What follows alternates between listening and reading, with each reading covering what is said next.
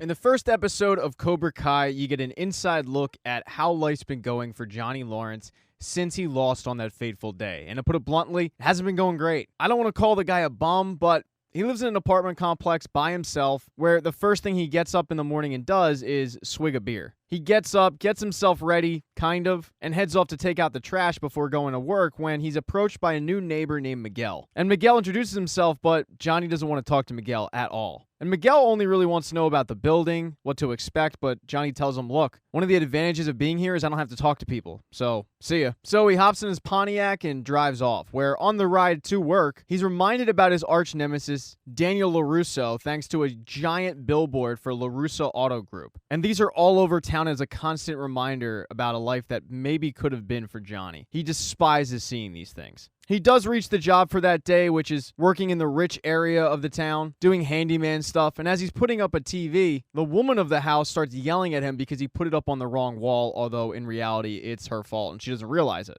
Johnny's getting more and more frustrated and finally snaps at her, "Stop bitching at me." But all she heard was the word bitch. And when she tells her husband, Johnny ends up getting fired from the job. It's been a rough day for Johnny. So that night he heads to a mini-mart and grabs mini-mart pizza for dinner. And he ends up running once again into Miguel, who's getting Pepto-Bismol for his grandmother, but Johnny doesn't care, just wanting to really be left alone. He goes outside and starts eating the pizza, but then he gets yelled at by a homeless woman who tells him, "Stop impeding on my territory." I mean, that's how disheveled Johnny looks. He looks homeless. As he's eating the pizza, though, these four teenagers get out of a car and start walking into the mini-mart. But when they come out, they're pushing Miguel, yelling at him because apparently Miguel accidentally tipped off the guy behind the counter that these kids were in high school, not in college, and they were trying to buy beer. And they're pretty pissed off at Miguel. Johnny's watching this all go down, but he doesn't really care that the kid's getting beat up. He also watches them take the Pepto-Bismol out and pour it all over Miguel, but once again, he still doesn't do anything. It's not really until Miguel touches his car where Johnny stands up and says, "Hey, watch the car and leave the kid alone." These kids start making fun of Johnny for the way he looks, what he does for a living, and Johnny tells him, "You're messing with the wrong guy on the wrong day." And that's when this little punk, who's the leader of the group, ends up pushing Johnny.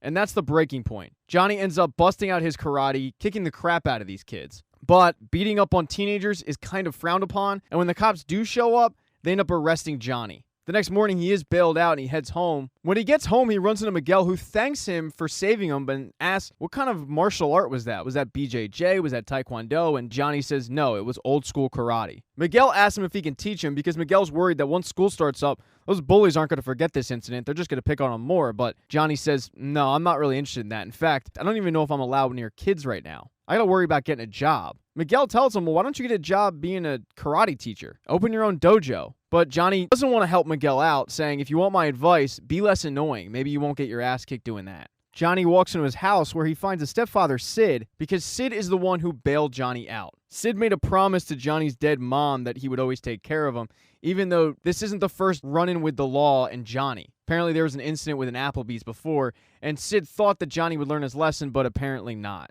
And Johnny and Sid do not have the best relationship, but that seems to be a theme with Johnny because he has his own kid named Robbie, who's about 15 or 16, that Johnny hasn't seen in a while. But Sid didn't come here just to give Johnny a hard time. He pulls out a check and hands it to Johnny because he's buying Johnny out of his life. Even though he made a promise to Johnny's mom, he says, I think your mom would understand at this point. And I would tell you to get your life together, but I don't see that happening. Johnny, just losing his job, looks the gift horse in the mouth and tears up the check saying, I don't want your money, Sid. But Sid's feeling is, well, I'm done with you. Take the money or not, but I'm not helping you out anymore. That night, as Johnny is drinking his sorrows away watching an old 80s movie, the inspirational message in the 80s movie hits Johnny, really speaks to him. And it's picking Johnny's spirits up a little bit, but the movie goes to commercial break, and the first commercial is for LaRusso Auto Group. And man, is it corny. And Johnny, in frustration, ends up breaking his TV. He ends up going for a drive, but he's drinking and driving and not in the right mindset, constantly being reminded about everything that led him to the moment of getting kicked in the face. He even ends up driving to the All Valley Sports Arena, where he gets out of his Pontiac and walks over and is remembering when his sensei choked him out for winning second place because second place wasn't good enough. But as he's reminiscing over this, his car is suddenly hit by a group of teenage girls. The girls were texting and driving, and they're scared. They don't really know what to do because it's not their car, it's their parents, and they don't want to get in trouble. And as they're talking about what they should do, Johnny, who's drunk, mind you, freaks out and starts banging on the window for them to get out. And it's a kind of scary situation when a drunk guy starts banging on your window after you just got in an accident. They end up hitting and running. And Johnny's car is pretty messed up, so he has to get it towed.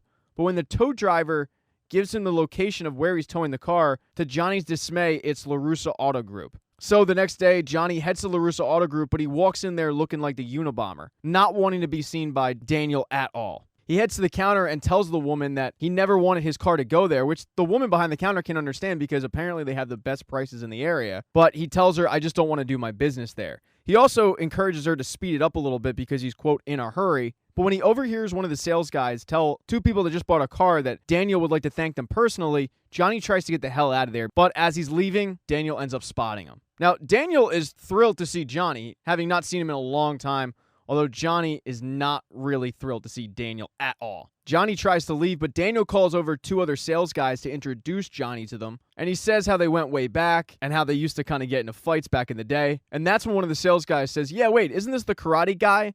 The guy whose ass you kicked? And Daniel says, well, technically I kicked his face. And Johnny takes exception to that, saying it was an illegal kick, still harping on the past. But Daniel, trying to have cooler heads prevail, says, yeah, whatever, man, it's water under the bridge. And that's when the woman behind the counter comes back and lets Daniel know that Johnny wants to take his car elsewhere, which Johnny doesn't want to have him do because he's worried that Johnny's going to get screwed over at another auto body place. He tells Johnny that he'll get him a great deal, but then when he sees it's a Pontiac, he says, time for an upgrade, right? Let's walk the lot together, but Johnny doesn't want to walk the lot. Johnny doesn't even want his car there. So Daniel starts crunching the numbers and says, you know what? It's on the house. You're an old friend. The guys could use the work on this old car. But Johnny doesn't want any handouts and says, no, I'll take care of it myself. And Daniel lets him know to fix the car is going to cost more than the car's actually worth. And when he shows Johnny the price, Johnny reluctantly seems to take the offer to fix the car for free. Daniel tells him, hey, hold on a second, I got something for you, and runs back to his office. But when he does, Daniel runs into his daughter, and Johnny recognizes his daughter as one of the girls in the car that hit his car. So Johnny starts to walk out, but Daniel stops him and says, hold on, I got you something, and hands him over a bonsai tree, because he gives every customer a bonsai. He then tells him, hey, I don't blame you for anything that happened back in the day. That was all Cobra Kai, and in fact, we're better off that place closed anyway, am I right? Hey, I'll let you know when your car's in. And then sends Johnny on his way. But as Johnny's walking out, he chucks the bonsai on the ground, wanting no parts of it. Because Johnny has decided to heed Miguel's advice, grabbing Sid's check, cashing it, and renting out a spot in the same strip mall as the mini mart where he got arrested at. And Cobra Kai is officially back. So in episode 2, Johnny opens up the dojo, and he's trying to teach Miguel the old school 80s style of karate, but his methods aren't really hitting home with today's generation. He's trying to teach him how he learned. The first one being strike first. Using the analogy that if you see some babes at a party, you want to be the first guy in there. You don't want to wait for some other guy to swoop in and steal them, because everyone uses the term babe now. In the middle of this 80s style lesson, some rando walks in, and when Johnny asks him if he's there to learn karate, he says, no, I'm a city inspector. I'm making sure this place is up to code. And it most certainly is not up to code. He tells Johnny that he'll be back in a week and he has to have the place up to code in order to actually open up the business. And Johnny had no idea he needed to do any of this. Luckily for Johnny, though, he has free labor in a very loyal student in Miguel. So him and Miguel start getting to work, and Miguel sees the trophies and inquires about how Johnny earned them. Johnny fills him in on his karate career, leaving out the whole getting kicked in the face part. But then Miguel gets a phone call from his mother. And when Johnny hears him say, I love you too, Johnny says, you have a girlfriend? He says, no, that was my mom. Miguel tells him how he told his mom that he's on the debate team because his mom would not approve of him being violent. And Johnny asks him, well, what about your dad? Would he approve of you getting your ass kicked? But Miguel fills him in that his dad isn't really a part of his life, which leads to a very awkward situation with the two of them. Now, Daniel, meanwhile, has attended a country club party with his wife, Amanda, and his son, Anthony LaRussa. And Anthony is a kid who's got his head buried in an iPad, and Daniel is trying to get his head out of that iPad unsuccessfully. And he goes over to vent to Amanda about it when they're approached by a family friend named Isaiah and his daughter Aisha. They start making small talk about what they've been doing over the summer, and Aisha inquires as to where Samantha is. But before Daniel can answer, Amanda says, oh, she's with her grandmother. I'll tell her you said hi. And when Isaiah and Aisha walk away, Daniel looks at Amanda and says, grandmother, I can't get her to call my mother. And Amanda says, what do you want me to tell her? She's out hanging out with her more popular friends? because Aisha is clearly a nerd. And Daniel's a little annoyed that Samantha isn't there, but Daniel's also on edge because earlier in the day, as he was driving to work, he looked over to the left at a red light and saw the new Cobra Kai. So he's a little on edge, but he might have good reason to be because Samantha isn't just hanging out with her new friend, she's hosting a pool party at her house without her parents' knowledge. And some of those friends are Kyler and his group, the same group that beat up Miguel. And Kyler and Sam have a little bit of a thing going. When Daniel gets home, he kind of freaks out a little bit, embarrassing Sam in front of her friends and kicking everybody out. Him and Amanda have a conversation about it, and Daniel can't understand why she won't hang out with Aisha or her old friends. He doesn't really like these new friends that she has. But Amanda reminds him there's nothing wrong with being cool. That night, as Daniel is walking around the house, he sees a newspaper clipping from when he defeated Cobra Kai with Mr. Miyagi. And then right next to it is a picture of him and Sam doing karate when she was younger. And he's kind of reminiscing about how they used to bond doing that, and how he misses those days. He goes and talks to Sam, who is FaceTiming with her friends, and after she hangs up, he apologizes for kicking all the friends out, but she apologizes for having a party without his knowledge. He then inquires as to the boys that were there, and she admits, yeah, there's a boy named Kyler who I kind of have a thing for. We've been talking a little bit. So Daniel invites him to their family dinner that Friday night. And Sam seems pretty open to this, so she's going to invite him. The next day seems to be the first day of school, and Miguel doesn't really know anybody. He's new to the school, and he doesn't know where to sit. Most of the tables are packed, so he finds a table with two kids and asks, can I sit here? And what you learn is that Miguel doesn't really pick up on sarcasm at all. The two kids at the table are a kid named Dimitri and a kid named Eli. And Dimitri is flowing with sarcastic one-liners that Miguel isn't picking up. And Eli is pretty quiet and reserved, very self-conscious because he has a cleft lip. After the group exchanges names, Samantha and her new popular friends walk by, and they've definitely got Miguel's attention. But Dimitri says, dude, don't torture yourself. Those are the rich girls. And Miguel says, well, do you ever talk to them? But Dimitri laughs at this, saying, oh yeah, we hang out all the time. We make out, we give each other hand jobs. No, man. Do you know what table you're sitting at? You basically guaranteed you're going to be a virgin until the age of 30 by sitting at this table. Eli then notices that their queen bee, a girl named Yasmin, is looking in their direction. And he says, yeah, she's probably making fun of me. But Miguel says, you know, just because she's rich doesn't mean that she's mean. But no, that's exactly what she's doing, mocking Eli for the way that he looks. She then turns her attention to Aisha, who just sat down at a table near them, calling her Fuglisha. And this is really awkward for Samantha, who's been childhood friends with Aisha for years. But Samantha doesn't stick up for her, just looking in her direction and smiling. Back with Miguel's table, though, Miguel isn't blind. He knows that these girls are gorgeous, but he can't figure out why Dimitri, who is clearly in love with Yasmin, won't get up and talk to her. And it comes down to the fact that Dimitri doesn't want to get rejected. So Miguel, remembering what Johnny said about striking first, gets up and starts walking over to the table. But before he can get there, Kyler and his group of friends swoop in, and they kind of give Miguel a look like, yeah, what do you want? So Miguel just sheepishly walks back to the nerd table. After school that day, Miguel heads to the dojo to continue his lessons, and Johnny starts teaching him the Cobra Strike, which is really nothing more than a punch to the face. Johnny then gets a phone call, though, from his son Robbie's school. And Johnny isn't the emergency contact. It's actually Robbie's mom, but she's not picking up. So the principal went down the list and had to call Johnny. And the reason she's calling is because Robbie has gotten caught with Molly, the drug. So Johnny gets on the phone with Robbie and says, what are you doing with drugs? You want to throw your life away?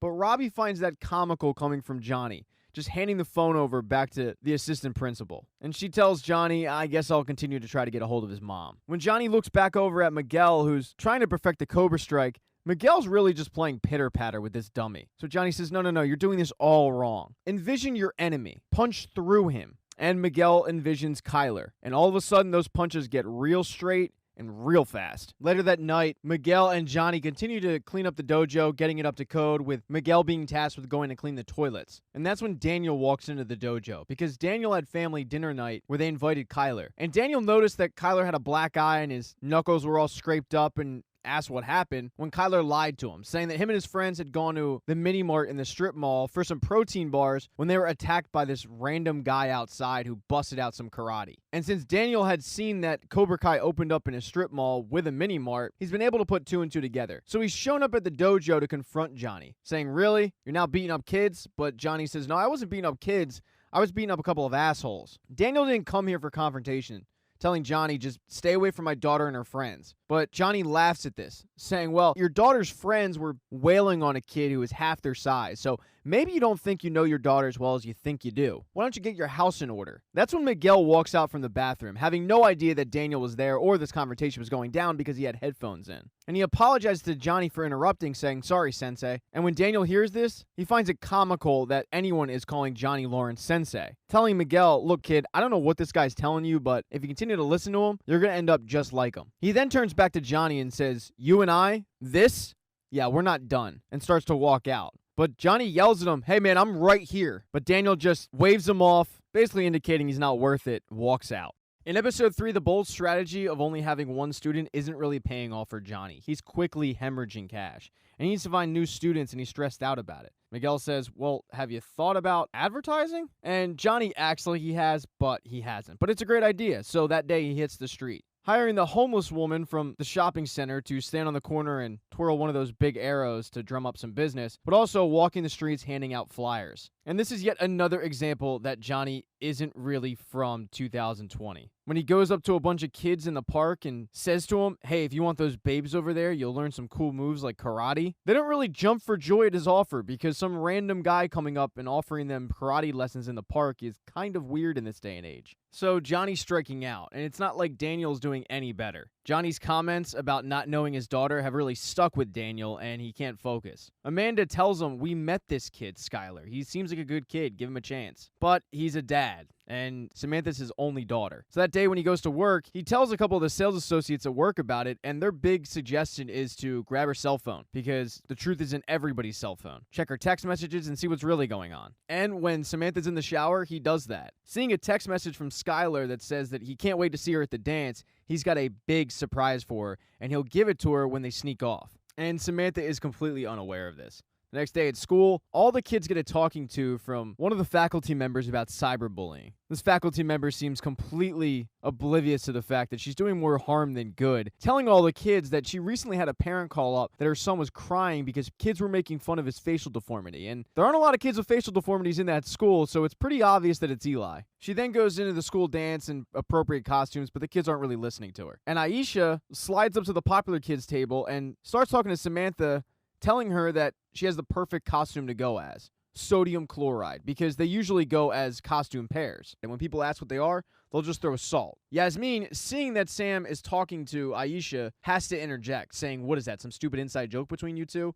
Not understanding that sodium chloride is table salt. I mean, the idiot. Yeah, I'll act like I knew that too. Samantha then tells Aisha that they've all decided to go as Laker girls, and maybe they can get an extra costume for Aisha, but Yasmin puts an end to that, saying even though they're one size fits all, she doesn't think that's going to work for Aisha, really hurting Aisha's feelings. That night at dinner, Sam is telling her parents that she feels bad about it, but she doesn't want to go to a Halloween dance dressed as a molecular compound. And her mom is taking her side, saying, "Well, you don't have to, but it doesn't mean you don't have to hang out with Aisha as well. You can see her at the dance." And Sam thinks that's a pretty good point. But then Daniel mentions how he'll be chaperoning the dance, and Samantha is pissed. She feels like it's completely embarrassing that her dad is going to be a chaperone there, even though Daniel says, "Don't worry about me, I'll be a ghost," when in reality his intentions are to keep an eye on his daughter. Now, back with Johnny, he might have actually had his ass saved by Miguel, because Miguel shows up for training that day and Johnny tries to cancel it. But Miguel's been hard at work, creating a website for Cobra Kai and mentioning how they can do a whole social media advertising campaign, something that Johnny was completely unaware even existed. So this really brightens up Johnny's mood, and he decides to help Miguel, because Miguel has been wanting to learn how to kick and break boards.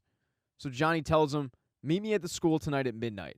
And when Miguel does, they meet at the school pool. Johnny ties a brick to his hands and then drops him in there, saying if he wants to learn how to kick, he needs to learn how to use his legs. So kick up.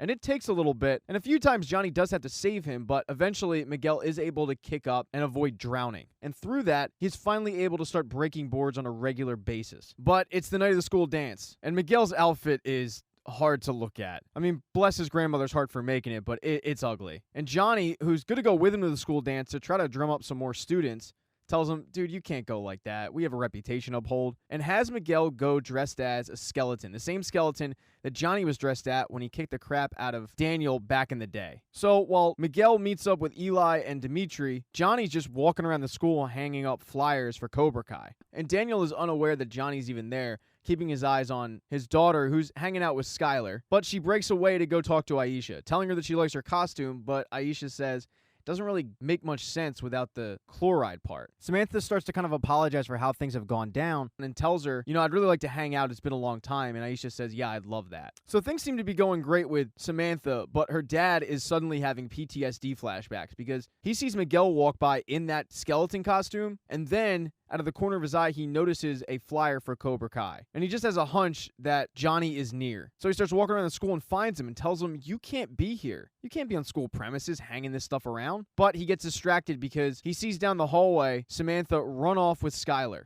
And this is going to be where he gives her the big surprise. They sneak off into a room and Skylar tells her, it's in my pocket, but I need help getting my belt off. And Daniel walks in and finds his daughter in a pretty compromising position. I mean, it looks bad. It wasn't really bad. And he breaks it up saying, all right, that's enough. I knew I had a bad feeling about you. But Skylar tells him, I was just trying to give her a necklace that was my grandmother's. It really embarrasses Samantha and she runs off, chastising her dad, meeting up with her friends and saying, hey, can we go? But Yasmin, who's holding her phone, says, yeah, in a second. And then all of a sudden, Samantha gets a text message, and everybody at the dance gets a text message. And the text message is of Aisha at the food table eating. And the video says, the buffet is under attack. And Aisha gets this, and everyone's laughing at her, and it just makes her feel really bad to the point where she leaves. Because these girls are straight up cruel. Now, a couple of guys that might not have gotten the Aisha text message because they're just not cool enough are Miguel, Dimitri, and Eli. And they're in the bathroom cursing themselves out because they didn't have the guts to go up and ask any girl to dance. But then they start hearing Skylar and his group talk about what went down with Skylar and Samantha and how Daniel broke it up. And apparently that whole BS about his grandmother's necklace wasn't even true. He's tried that before. But as the boys are eavesdropping, they knock over some lacrosse sticks, and it alerts Skylar and his group to the fact that someone's listening to him. And when they see it's Miguel and the nerd herd, all of a sudden Skylar becomes Tommy Toughnuts again. Now Dimitri and Eli get the hell out of there, but with the newfound confidence that Miguel has from breaking boards and learning karate, he stands his ground. And Skylar tells him, that guy's not going to help you now. But Miguel doesn't need it, kicking Skylar down. Although he does forget it's 4 versus 1, and eventually that group ends up grabbing Miguel and kicking the crap out of him. And as Johnny is continuing to hang flyers on the halls, he sees Skylar and his group leave the bathroom, joking about what they just did. And when he goes inside, he finds Miguel face down on the ground, beat up. And yes, it took me till episode 3 to realize that Kyler is the bully in this, and they call him Kai. After finding Miguel all banged up, Johnny took him to his house, where his mom yelled at Johnny saying, stay away from my son. And Johnny feels really bad about this, so he goes on a bender, walking aimlessly down the street, drunk, when he sees a guy spray painting, and he trades the guy beer for a spray paint can. Because across the street is a giant billboard for LaRussa Auto Group, and he hops up there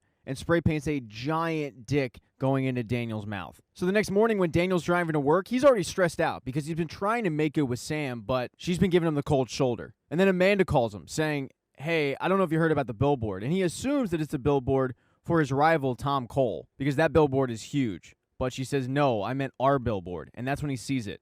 The giant dick. I mean, the thing's huge. So he calls the police and he wants somebody arrested. He's infuriated about this. But Amanda reminds him if they arrest everybody who's walking around spray painting dicks, there'll be no room in the jails for actual murderers. She implores Daniel to not let it bother him. They'll just paint over it. And Daniel sends his 2 sales associates up on the billboard to do just that. Now, that same morning, Miguel wakes up, and his mother is very concerned. She offers to call the school and tell the school about the bullying situation, but he says, no, you're only going to make it worse. He wants to continue training with karate, but his mom thinks that Johnny's a bad influence. And Miguel's grandmother is actually on Miguel's side, saying, hey, he just found something that he really likes doing. And clearly, he needs it, so let him do it. But his mom is very anti-Johnny and anti-karate. And Miguel is telling his mom he's a great guy, really defending him, having no idea that a few doors down, Johnny is passed out in a drunken stupor. And that's when Johnny is awoken by a phone call from Robbie's school once again. But this time, it's not like Robbie had drugs on him. No, he's just skipping school, telling the school that him and his dad were going on a kayaking trip. But it was only supposed to be for 2 weeks, and that was a month ago. So Robbie hasn't been in school for a month, and the school tells Johnny that they're going to need him back in or he's expelled. So Johnny heads out trying to find Robbie when he runs into Miguel, and Miguel tells him, my mom's not really into this karate thing, but I think we can train. And Johnny just cuts him off, telling him it's not going to work. He's going to shut down the dojo. So Johnny heads to Robbie's house, and Miguel heads off to school. And Johnny finds Robbie at his house with a couple of miscreants, and Robbie's been spending his days stealing computers, selling them on Craigslist, just getting into a bunch of trouble. And Johnny starts taking some pot shots at Robbie's mom, which Robbie takes real offense to. Johnny gets back on track, though, saying, I get it. School sucks. But you have your whole future to look forward to. And now it's Robbie's turn to take a pot shot back, saying, oh yeah? Maybe I can grow up and have my own karate dojo in a strip mall. Because Robbie has seen the flyers, but Johnny doesn't take that bait, saying, we're not talking about me, we're talking about you here. You can still make something of yourself. And Robbie takes another pot shot, saying, oh, you mean like your old buddy Daniel LaRusso? Yeah, it must be real nice to be a winner. And that one really stuck with Johnny, to the point where he says, you know what, I don't even care. Go to school, don't go to school, do what you want. And that is part of the problem. In Robbie's opinion, Johnny doesn't care. He never did. So Robbie sends him on his way saying, I don't want to go to school, and my mom's cool with it, and I'm cool with it, so you can leave now. But Johnny's not done. He goes and tracks down Robbie's mom in a bar where she's about to have lunch or dinner or whatever.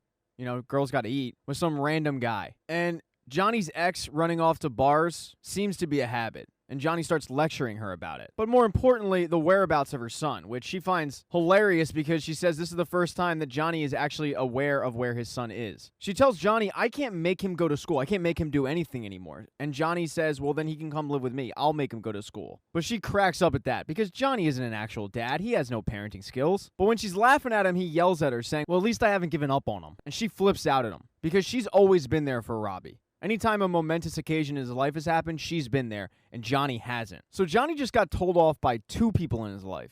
And the other person in his life currently is Miguel, who has gone to school and is talking with Eli and Dimitri about how he's going to have to give up karate, which Dimitri thinks is a great idea because it was giving him self-confidence. And in Dimitri's opinion, self-confidence only got people beat up. But the group study session in the library is interrupted by Kyler and the bully version of Fortune Feimster, the comedian. They start picking on the group and really making fun of Eli and his cleft lip. And unbeknownst to Kyler, Samantha had watched it all go down, and she was not amused. And the two had plans to go on a movie date, which is amazing considering that Kyler is able to get any girl with the hairstyle he's choosing. I mean, poor Eli can't help his lip. Kyler can help that hair. So he really should be grateful, but he's not. And when he goes to the movies with Sam really doesn't want anything to do with him. He tries to make some moves on her, but she tells him, I saw what you did in the library to those kids. He lies to her, saying, yeah, well, we're friends, don't worry about it. And he continues to persist, but she tells him to stop. But he continues getting a little too handsy, and that's when she busts out the karate, leaving him in the movies. So that's what Sam did after school. Miguel after school is kind of a broken man. He gets picked up by his mom, and she attempts to take him to the movies, which is kind of ironic, but he figures that it's just a distraction from karate. And since he knows that him getting bullied isn't going to stop, the thought of karate is upsetting him. Luckily for him, though, his mom kind of sees this and allows him to do karate, with a little help from Johnny, who realized that the only person who hasn't abandoned him is Miguel. And Johnny headed to Miguel's house, knocked on the door, and pleaded with his mother to give him one more chance and let him teach her son karate, and she agrees. So Miguel is allowed to go back to training with Johnny. But Johnny's nemesis, Daniel, has spent most of the morning obsessed with Dickgate, although he's got to get on track because he's got a meeting with an advertising agency. And they show him their latest commercial for his main rival, Tom Cole, and it's obvious that Tom is taking shots at Daniel. Daniel gives out bonsai trees. This guy is giving out a cactus, pointing out that we're in the middle of a drought and it takes a lot of water to water a bonsai. He also pokes fun at the fact that Daniel's whole shtick is karate, so he goes with the patriotic theme. And that's one thing that really bothers Daniel. No one seems to think that the whole karate gimmick is real. They all think it's a gimmick. And he has to remind the women, no, I was actually a 2-time champ. But when he sees this advertisement, he gets really pissed off and heads to Tom Cole's to confront the guy. And Tom seems like a douchebag, poking fun at Daniel for the whole karate gimmick. Even though Daniel reminds him that it's real, he still mocks him. But Daniel's not amused. It seems like Tom kind of makes amends, saying, look, it's just a commercial. Don't take it personally. There's room in this area for 2 Auto Kings. Hey, how about I get you a boba tea? But Daniel says, no, I'm good. And that's when Tom says, yeah, you're probably full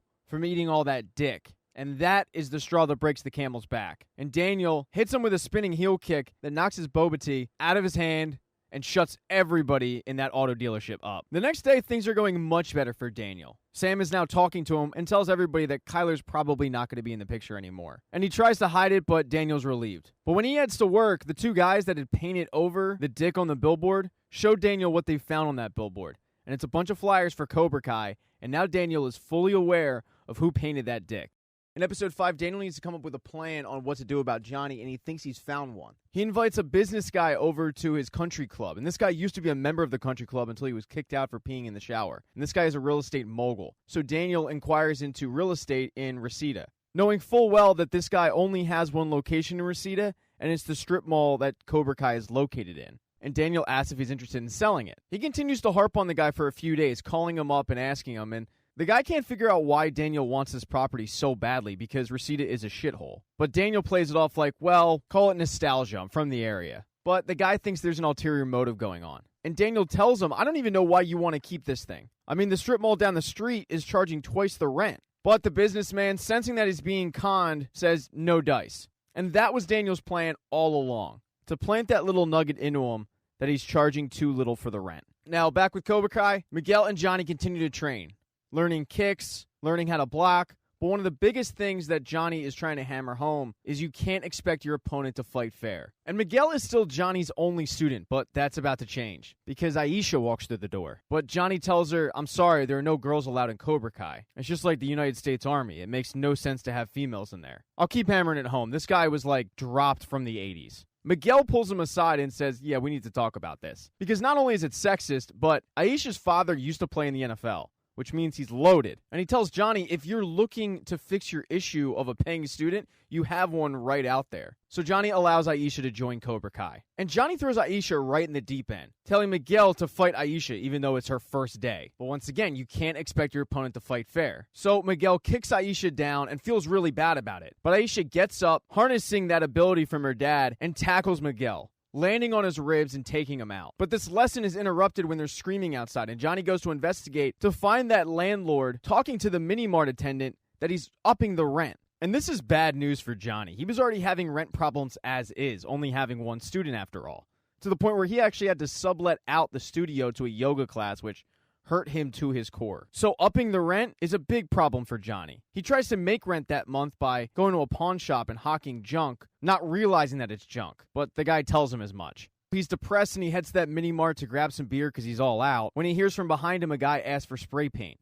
And he recognizes that voice. It's Daniel LaRussa. He awkwardly asks him how he's doing, and Daniel mentions how he overheard the rent was being jacked up, and he can't understand how Johnny can afford it, being a small business owner and all, but hey, good for him. He then tells the attendant to put his beer on Daniel's tab, and he walks out thinking he got one over on Johnny. He then heads home to celebrate, thinking that he won this battle, and he starts telling his wife how he had planted the notion to jack up the rent in that mini-mart to get rid of Cobra Kai. But his wife isn't in the mood to celebrate because she's actually disgusted. She says, did you ever even think about the other owners in that mini-mart and how it would affect them? And this is all over your old high school rival? I don't know where the Daniel LaRussa that I married went, but I want him back. And it's a lot of food for thought for Daniel. The next day, Daniel heads to Mr. Miyagi's plot and is telling him, I wish you were here right now, give me advice. And when he gets home that day, he decides to clean out his old dojo. He had been using it as really a storage facility, but he cleans it out and he starts training again. But Samantha has been going through a really rough time. Her friends are blowing her off and she can't figure out why. And she finds them smoking weed in a car and confronts them about it. Why have you been blowing me off? And they tell her it's because Kyler had told them that Sam said that she was better than them, which Yasmin takes as an insult, saying, you were nobody before we let you in. But that's not the only thing that Kyler told them.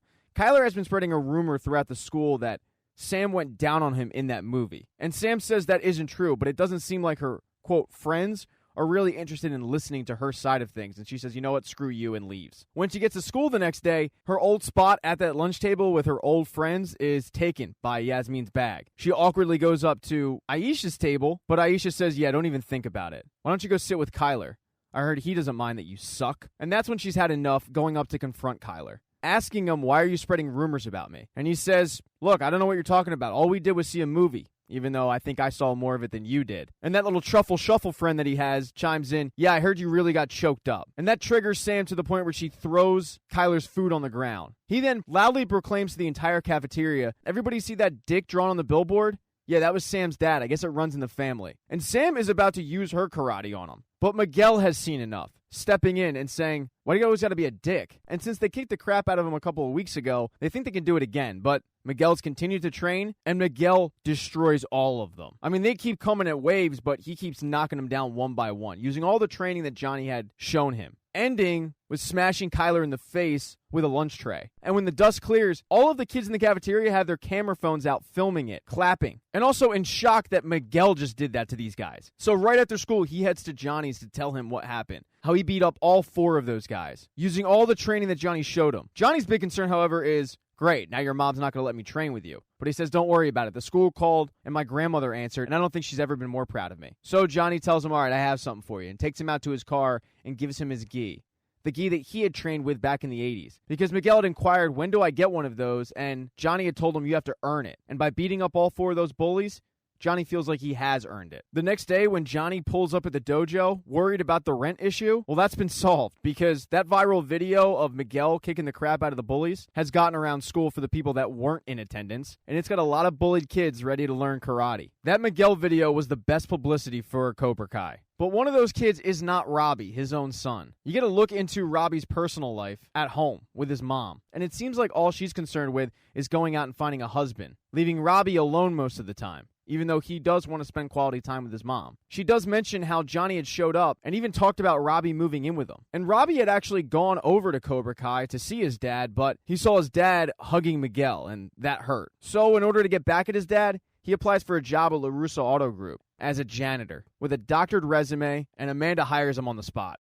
In episode 6, Johnny is dealing with the fact that he has a packed dojo, but it's a dojo full of nerds and outcasts, which isn't exactly Cobra Kai material. He starts going through the line, insulting all of these kids, but Johnny's insults are the whole reason why they're there. They hear all this stuff in school. So Johnny throwing it out there after school isn't really helping these kids. 2 of the guys that are there are Eli and Dimitri. And when Johnny starts picking on Eli, calling him lip because of his cleft lip, Dimitri stands up for him, saying how that's not helping. A few of the kids, including Miguel, tell Dimitri to stop talking back, but Dimitri says no. He's not a teacher. He can't fail us. We're paying him. And besides, it's not like he's going to hurt us. And that's when Johnny makes a little space and tells Dimitri, punch me in the face.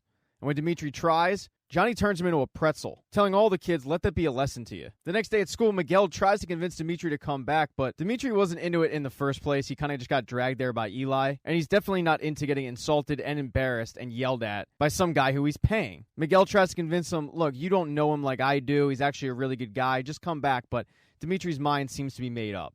The 2 are heading to biology class, and another person in that biology class is Sam. And Sam is still getting razzed about this rumor that Kyler spread around about how she went down on him in the movies. The kids are really creative, leaving blow pops at her desk, sneaking bananas into her bag. But when the biology class starts, they're going to be dissecting pigs that day, and Sam's partner is absent, so the teacher says, who wants to take her in? And nobody really wants to take Sam in. And that's when Miguel steps up saying, we'll take her, volunteering him and Dimitri to bring Sam into the group. And during the dissection, Sam thanks him for sticking up for her. He says, don't worry about it. Somebody had to stand up to those guys, but she says, yeah, but nobody did except you. But then she starts breaking down the fight like an analyst, telling him how he telegraphed everything. And he's really impressed because she clearly knows what she's talking about. After school, Miguel heads to Cobra Kai to go through training, but a lot of the kids have bailed. And Johnny is kind of surprised about this. But he tries to spin the narrative saying, you know what, me treating those kids hard, that was a test. And you guys all passed. And then he sees Eli there and says, look, even Lip passed. He wasn't going to take that stuff. But he keeps harping on Eli's cleft lip. Even after Eli asks him to stop, he keeps harping on it, saying, no, you got to change the narrative. You think bullies are going to stop just because you ask them to? But he doesn't let go. And Eli ends up leaving. So after the class, Miguel has a talk with Johnny saying, you can't be this hard on these kids. You wanted a full dojo, you've got it now. But the issue is Johnny just didn't want a full dojo of nerds. Miguel shakes his head saying, you know what, man, you just don't get it. You don't know how it is to be us. I'll see you tomorrow. And he walks out. But that's not entirely true. When Johnny gets home, he sees the box full of crap that he tried to pawn, and one of the items in there is his Walkman. And it reminds him of the time where he came home excited because he had just discovered the Cobra Kai dojo. And he asked his mom, along with Sid, if he could do karate, but Sid thought it was a waste of money, saying he would quit. And Sid was bringing up the fact that Johnny had no friends and he was a loser. And you learn that it really wasn't until Johnny joined Cobra Kai that he came out of that, from being a nerd. The confidence of joining Cobra Kai led him to being who he is today. A real rad guy who gets babes. So the next day, he heads to training where even more kids have dropped out, and he tells them, I've been hard on you guys, and I'm not going to apologize for it because I know what it's like to be you.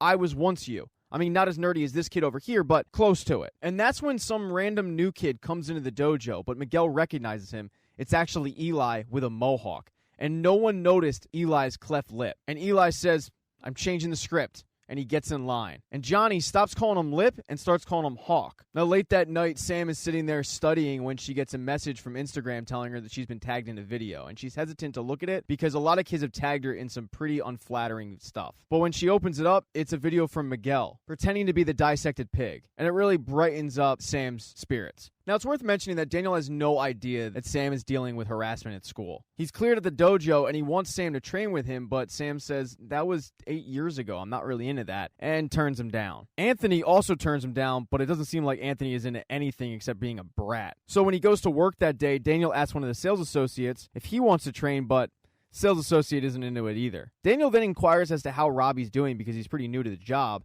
And Anish, the sales associate, tells him, oh, he's doing great. He's picking up everything. He's helping out a lot. So Daniel tells him to go over and tell him to keep up the good job. But Anish doesn't. Instead, heading over there with Louie, the other sales associate, who is Daniel's cousin, and busting Robbie's balls. Robbie starts to walk away, but Louie says, hold on, if you really want to impress my cousin, we have to change these cars around the showroom. So take that Porsche and put it closer to the window. But when Robbie gets in the car and starts it up, Daniel loses it on him because he started it up in a crowded showroom, scaring the hell out of a lot of customers. And Robbie, seeing that he was the butt of a joke, says, you know what, screw this, I'm out, and starts walking out of the place. But Daniel goes after him, and when he finally catches up to Robbie, Robbie turns around like he's going to clock him in the face. Daniel, though, tells him, if you punch me like that, you're going to break your thumb, and shows him how to properly make a fist. He then apologizes, saying, I should have seen your side of the story. Come back to work. And when they find out that it was Louie who talked him into doing that, they make Louie do Robbie's work for the day. Robbie offers to help him out, but Louie says, no, you do the crime, you do the time.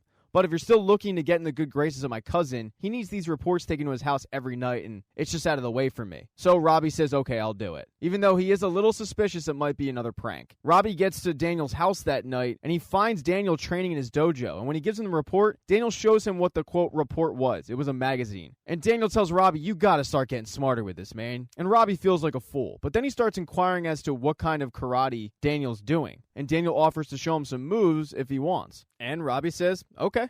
Now Daniel has a kid he can mentor, and he starts teaching Robbie all the things that Mr. Miyagi taught him. Wax on, wax off, and turning everyday chores into karate lessons. But just like Daniel back in the day, Robbie doesn't see it like that. He just sees Daniel being lazy. But when Daniel gets in the dojo, he tells him, wipe the window, wax on, wax off. And that is an epiphany for Robbie. He finally sees, just like Daniel back in the day, that all of those things were actually karate lessons. And he buys in.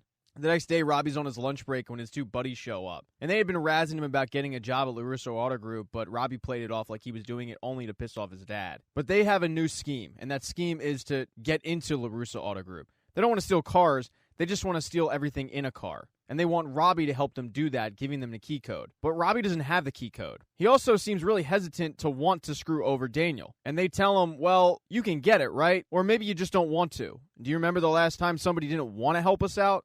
Yeah, that guy got pretty messed up. So they threaten Robbie into getting the key code, and he's able to do it by filming Amanda going in. But his relationship with Daniel is continuing to grow, just like a bonsai, to the point where Daniel actually lets him trim the bonsais that they give out, which is a pretty big deal. And this is all because Daniel realizes that Robbie's a pretty good kid, he just had a rough go of it. He needs a positive male role model in his life. And Daniel goes and checks up on Robbie with the bonsais, but Robbie's having a tough go of it. And Daniel tells him, you just have to envision what you want the bonsai to look like and make it happen. And Robbie realizes that this is probably a metaphor, and Daniel says, yes, it is. You're the bonsai. Envision what you want your life to be and make it happen. But as soon as Daniel leaves, he gets a text from his boys saying, I'll see you tonight.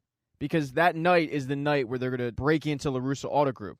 But Robbie's made the decision that he's not going to allow that to happen. And when his buddies show up, he tells them, I'm not letting you in. He uses the karate that Daniel has taught him to fight him off. And it works for a while, but he is new to karate. And they do end up getting him cornered. And Robbie's only saved when he points at the security camera above his head. So they run off, but before they do, they tell him, watch your ass. Now, over with his dad, Johnny has realized that a lot of these kids during training are flinching, and he asks them, how many of you haven't been punched in the face? And to his surprise, it's most of the class. So he says, all right, before you leave today, you're getting punched in the face. But one of those kids is not Miguel. So while Johnny's sitting in his office listening to all these kids getting punched in the face, Miguel comes in because he's looking for girl advice. He wants to ask Sam out, but he's nervous that he's going to get rejected. And Johnny reminds him, you're Cobra Kai. You strike first. Don't take no for an answer. Be persistent. Miguel then notices that he's holding a flyer for the All Valley U18 tournament. He asks, are we going to enter that? But Johnny says, no, I don't think we're ready. And Miguel seems a little disappointed about that. But he takes the advice from Johnny, and the next day he heads to school,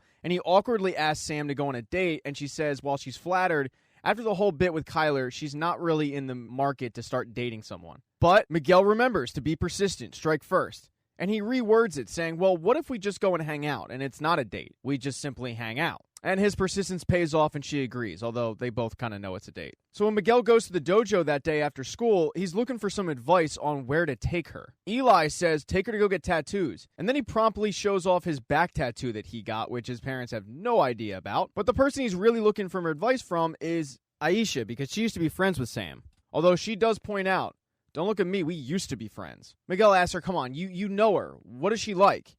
And Aisha says, well, she likes chocolate and astronomy.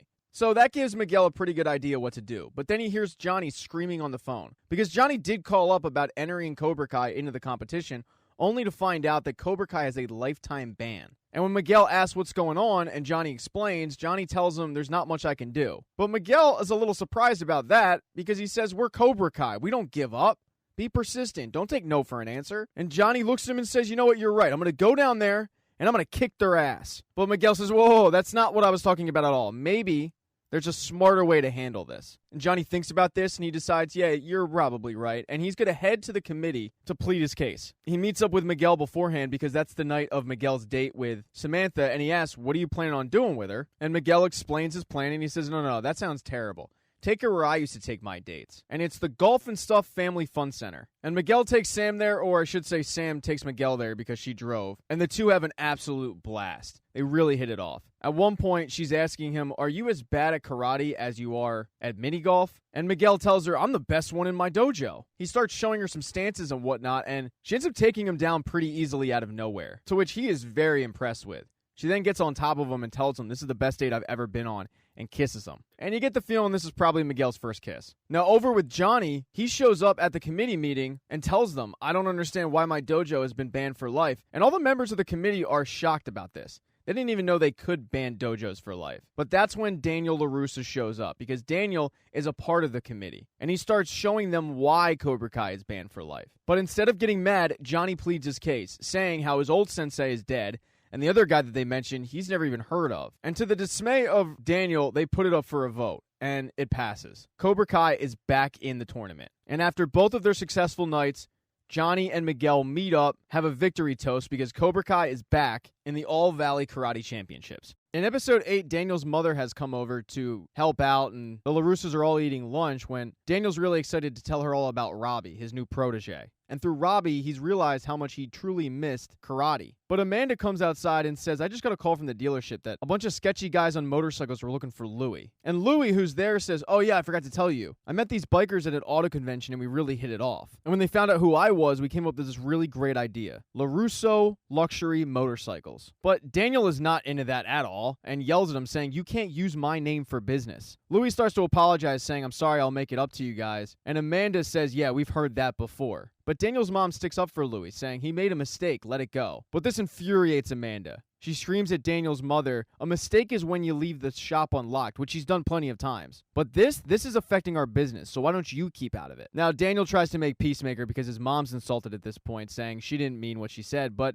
Amanda says, no, I meant what I said. We wouldn't have this problem in the first place if it wasn't for your mother insisting that we hire Louie. This sparks a big fight between everybody at the table. Now, over on the other side of town, Johnny's been training all the kids for the tournament, but he's decided to focus most of his attention on Miguel because he says, let's face it, you're my only shot. But during training one day, Miguel gets a text message from Samantha, and he starts to crack up about it. And Johnny wants to know what's so funny, and he says, oh, it's my girlfriend. She just sent me this photo. But when Johnny notices that it's Samantha, he says, whoa, is that Daniel LaRusso's daughter? And Miguel's a little surprised that Johnny even knows who she is, and he says, yeah. And Johnny says, let's go outside. I gotta tell you something. So he tells him the whole backstory of his beef with Daniel LaRusso, how it started when him and his buddies went to the movies and there was these girls in front of them and they started throwing popcorn at him because it's an alpha move. But one of them stood up to the bullies, and she ended up being Allie, and Johnny was obsessed. He persisted and they started going out. But the summer before his senior year, they got in a fight, and Johnny thought that they would work it out, but then he noticed that Daniel LaRusso, the new kid in town, was hitting on her. So he went down to the beach to have a civil conversation with her, but Daniel kept butting in, so Johnny told him to get lost. Daniel then sucker punched Johnny, and Johnny beat the crap out of him, thinking that it was done. A few months later, though, at the school dance, he soaked him with a bunch of water, so Johnny and his buddies hunted him down. But little did they know, Daniel had his own little karate master who kicked the crap out of him and his friends. So they decided to settle their beef at the All Valley tournament, where Daniel won. But the big loss for Johnny was the fact that he lost Allie in the process.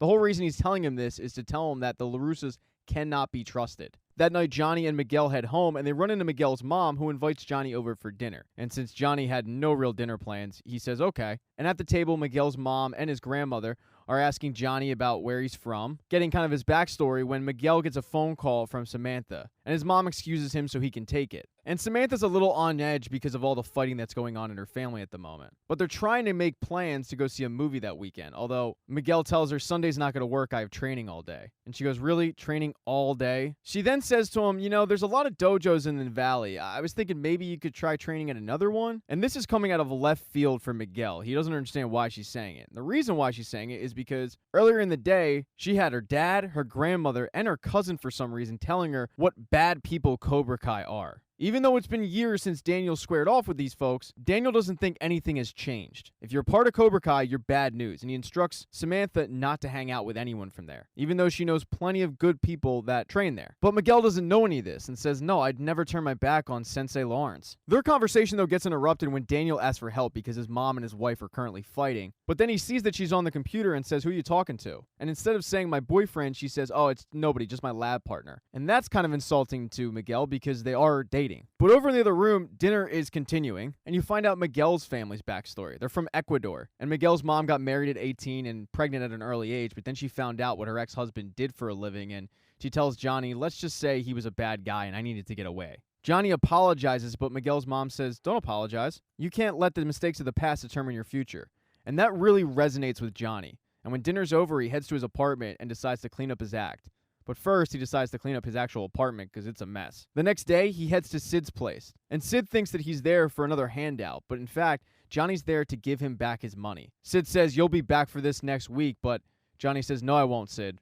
Turns around and walks out. And man, does it feel good to be able to cut Sid out of his life. But he still needs to figure out a way to make amends with Robbie. And Robbie shows up for training at the LaRussas, but he ends up seeing Sam for the first time. And he is mesmerized because he's a guy with 2 eyeballs and she's gorgeous. Kind of fumbling over his words a little bit, but she thanks him for scratching the karate itch of her dad because if he didn't do it, she was going to have to. She tells him, enjoy the tree, and he doesn't know what the hell she's talking about. And Daniel says, you'll find out. Him and Daniel then head off to a really secluded, serene spot in the woods with a lake.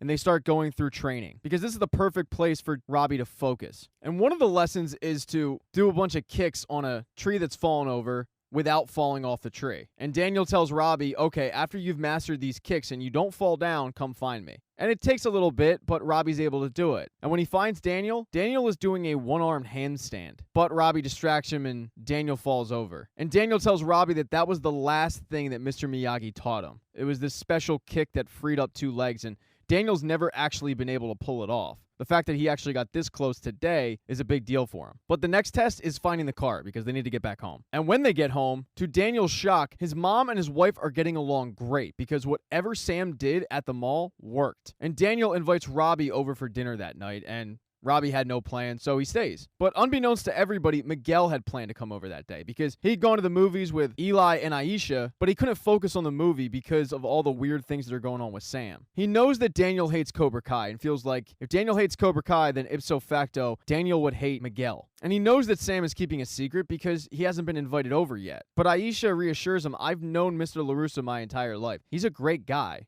Just talk to him. And Eli tells him, dude, just grow a set. Head over there. And it's worth mentioning that Eli, unaware of the backstory of Johnny, is throwing popcorn at the movie theaters. Really on-brand move for Cobra Kai. But through the peer pressure, Miguel heads over there, and he practices this whole script that he's going to say to Daniel, but when he peers around back, he sees the entire family eating dinner. And more importantly, he sees Robbie being really friendly with Sam. And since he has no context of what's going on, he feels like Sam has been hiding him from her family because he is the other guy. And that night, his sensei, Johnny, had sat down to write Robbie a letter. He tried to call, but Robbie wasn't picking up the phone, and he doesn't do email or text, so he's going it old school. And he's writing this heartfelt letter about how he needs to change his life and how he realizes he made some mistakes when he hears glass shatter outside. And when he goes outside, he finds Louie and 2 bikers bashing up Johnny's Pontiac. When he asks them, what the hell are you doing? Louie says this is a message from Daniel LaRussa and continues to bash his car. But Johnny busts out some karate on the bikers and takes them all out. And then he focuses his attention on Louis, who says, whoa, man, we can work this out. But Johnny wants to know where Daniel lives. Louis tells him this had nothing to do with Daniel. This was all me. All that stuff I said, they were lies. But behind him, one of the bikers that got beat up says, hey, man, burn in hell. And he throws a lighter into Johnny's car, which has been doused with gasoline, and the car goes up in flames.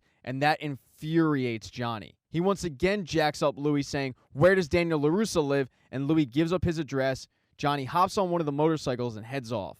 In episode 9, Johnny shows up at Daniel's house the next day and wants to know what the hell his problem is. But Daniel's wondering why the hell he's at his house, because Daniel has no idea what the hell he's talking about with the whole car burning situation. Although he quickly realizes, oh my god, bikers, burning car, it must have been Louis. And the reality is the whole thing is a big misunderstanding, but it doesn't stop two meatheads from squaring off. Luckily, though, Amanda steps in and says, how about instead of fighting, you guys just settle this out over breakfast? And they do that as they argue a little bit about whose fault it is. And Daniel brings up, why would I even burn that car? I fixed that car. And Johnny brings up the fact that he had to fix the car because it was his daughter who crashed into it in a hit and run. But this is the first time the LaRussos are hearing about a hit and run with their daughter. Johnny says, well, why don't you just ask her about it? This powwow isn't really getting any better. And Amanda pulls Daniel aside and says, you're going to have to give him a car. Daniel doesn't want to do that, but she convinces him to just go to the used lot and just give him a car. Doesn't have to be a perfect one, just a car. So he picks out one, and it's a beautiful Charger. But just to tweak Daniel, he wants to test drive it, making sure that he's not selling him a lemon. And unfortunately for Daniel, it's Robbie's day off. Louis's been fired for what he did, and Anish is out. So Daniel is going to have to take this guy on for a test drive. And they slowly start to bond a little bit over REO Speedwagon, but Daniel has him pull over to the apartment complex that Daniel moved into when him and his mom first moved to California. And they start having a conversation about how both of their moms wanted to do what was best for them. Johnny then says, hey, there's a bar around the corner. Let's go grab a drink. And they bond even more over the fact that both of their karate instructors were really their father figures. They're slowly starting to realize they're not so different. Johnny ends up bringing up Allie and wondering what she's up to, and even though Daniel says he hasn't heard from her in years, he starts filling him in, and Johnny can't figure out how he knows all this, and Daniel says, Facebook. But Johnny has never heard of Facebook. They then see pictures of Allie's new husband, and they just start ripping into the guy. So they're actually getting along pretty well. Now that day, Miguel is in an SAT prep course, but he cannot focus because of what he saw with Samantha and Robbie. And when he gets out of the prep course, Sam can tell that something's up with him. He brings up the fact that I haven't been invited over to your house yet. And she says, well, I haven't been invited over to yours. And he says, well, there's an open invitation.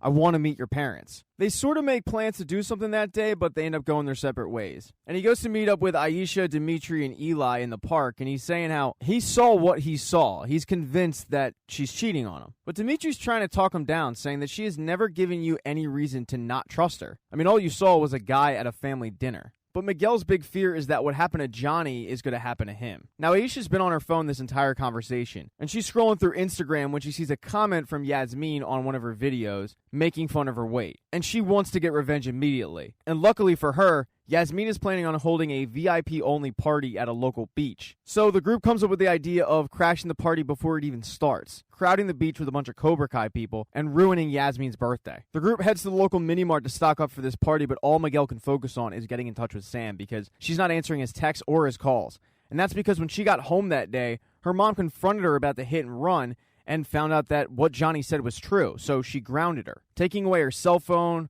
her computer, her smartwatch, anything that she could get in contact with the outside world, it's gone. But Miguel doesn't know any of this, and he's upset. The group, though, then heads to the beach, and when Kyler, Yasmin, and Moon show up, they can't believe what they're seeing. And Yasmin tells Kyler, go get these nerds off the beach, but when Kyler sees that it's Miguel and his group, he says, let's go find another spot. Moon, however, has noticed Eli and his mohawk, and she is digging it. So she tells Yasmin, I'm staying. I mean, they have free beer. And throughout the night, Eli and Moon end up hooking up, and Dimitri can't believe that this is actually working. So he tries to shoot his shot with Yasmin, but fails miserably. Now, over with Robbie, he headed to the LaRussos that day for training, but he gets told that Daniel is out because he's driving around Johnny. But when he finds out what's going on with Sam and how she's kind of under house arrest, he devises a plan to break her out, faking an ankle injury so that she would have to drive him home. And she's really grateful, and he says, all right, where are we going? And she says, a party. I'm sure my boyfriend is wondering where the hell I am right now. And this is the first time that he's heard that she has a boyfriend. So they Fast and the Furious their asses over to the beach. One person that got sick of being at that party, though, is Yasmin. She walks over to Aisha and confronts her and calls her a bitch for breaking up her party. She then looks at Moon and says, we're getting out of here. But Moon says, no, we're not. I apologize to Aisha, and I think you should too. I'm not leaving. But instead of apologizing, Yasmin walks through Aisha, bumping her. And that's the final straw for Aisha. She calls Yasmin's name, and when she turns around, she gives her a front wedgie and embarrasses her in front of everybody there, sending a clear message to Yasmin to not fuck with her anymore. Now, unfortunately for Sam, she missed all this go down, even though she drove really fast to get there. And she drove really fast because she wants to see Miguel, and Robbie says, "What's the big deal? I mean, you're a little bit late."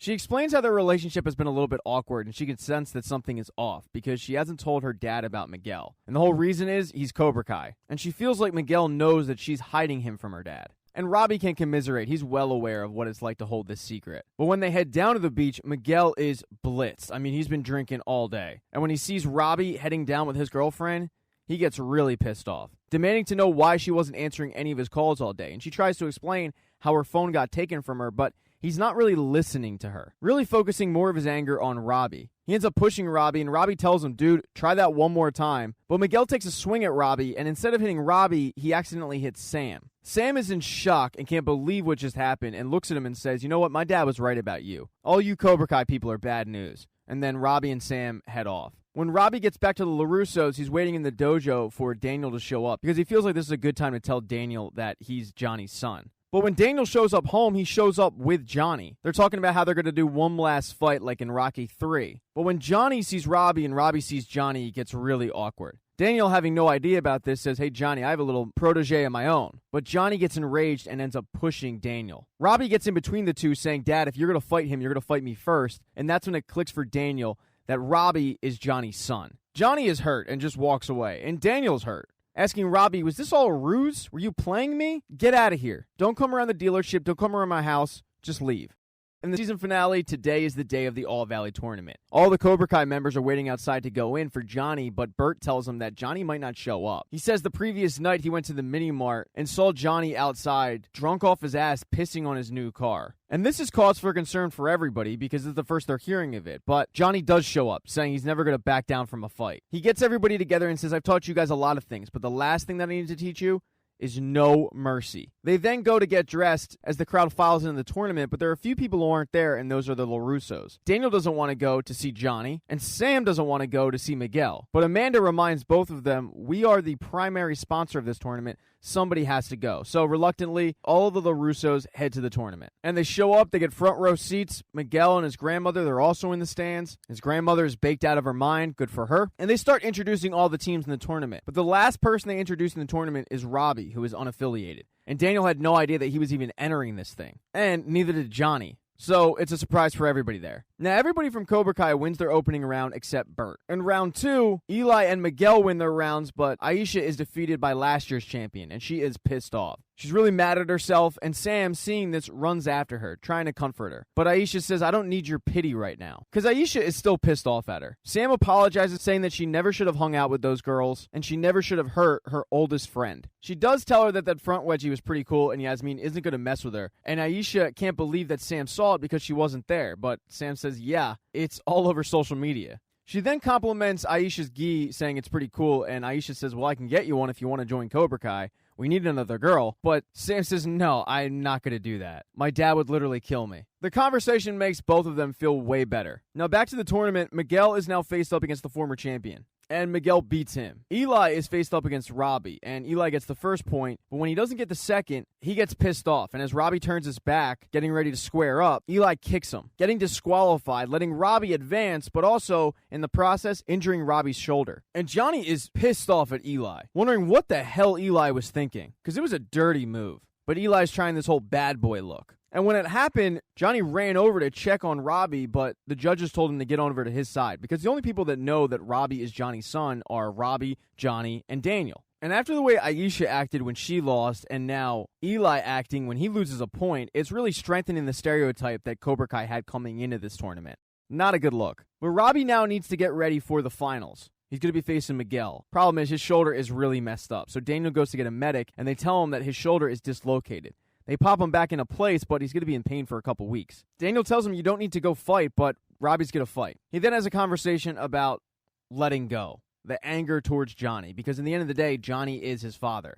And if he lets that anger go, he's going to feel way better about himself. He tries to tell Robbie that Johnny learned from the worst sensei ever, a guy that taught them the wrong way to do things, really trying to humanize Johnny to his son. Now, outside of the locker room, Miguel sees Sam walking back from talking to Aisha and tries to apologize to her the previous night, but he doesn't really apologize. Trying to really plead his case, like, what did you want me to do when I saw you with another guy? But she tells him, I expect you not to fight the guy. I mean, I don't even know who you are anymore. And that really enrages Miguel, who tells her, you just wait to see what I do to Robbie. But she's not going to wait, asking her mom if she can leave, and the LaRussos pack up. But one LaRusso that doesn't leave is Daniel, because he's decided to coach Robbie. So Robbie is no longer unaffiliated, now fighting under Miyagi-Do Karate's banner. It's tied at 1 when Miguel notices that Robbie is favoring his shoulder. Even with the injury, Robbie gets the second point, pulling off that one-arm handstand that Daniel had talked about. But when Robbie goes over to help Miguel up, Miguel yanks on his shoulder, injuring it worse. Johnny pulls him aside and says, we don't have to win dirty, but Miguel tells him if it's winning, it's not dirty. I mean, you taught me that. And at that moment, he's realizing that he really did teach these kids the wrong message.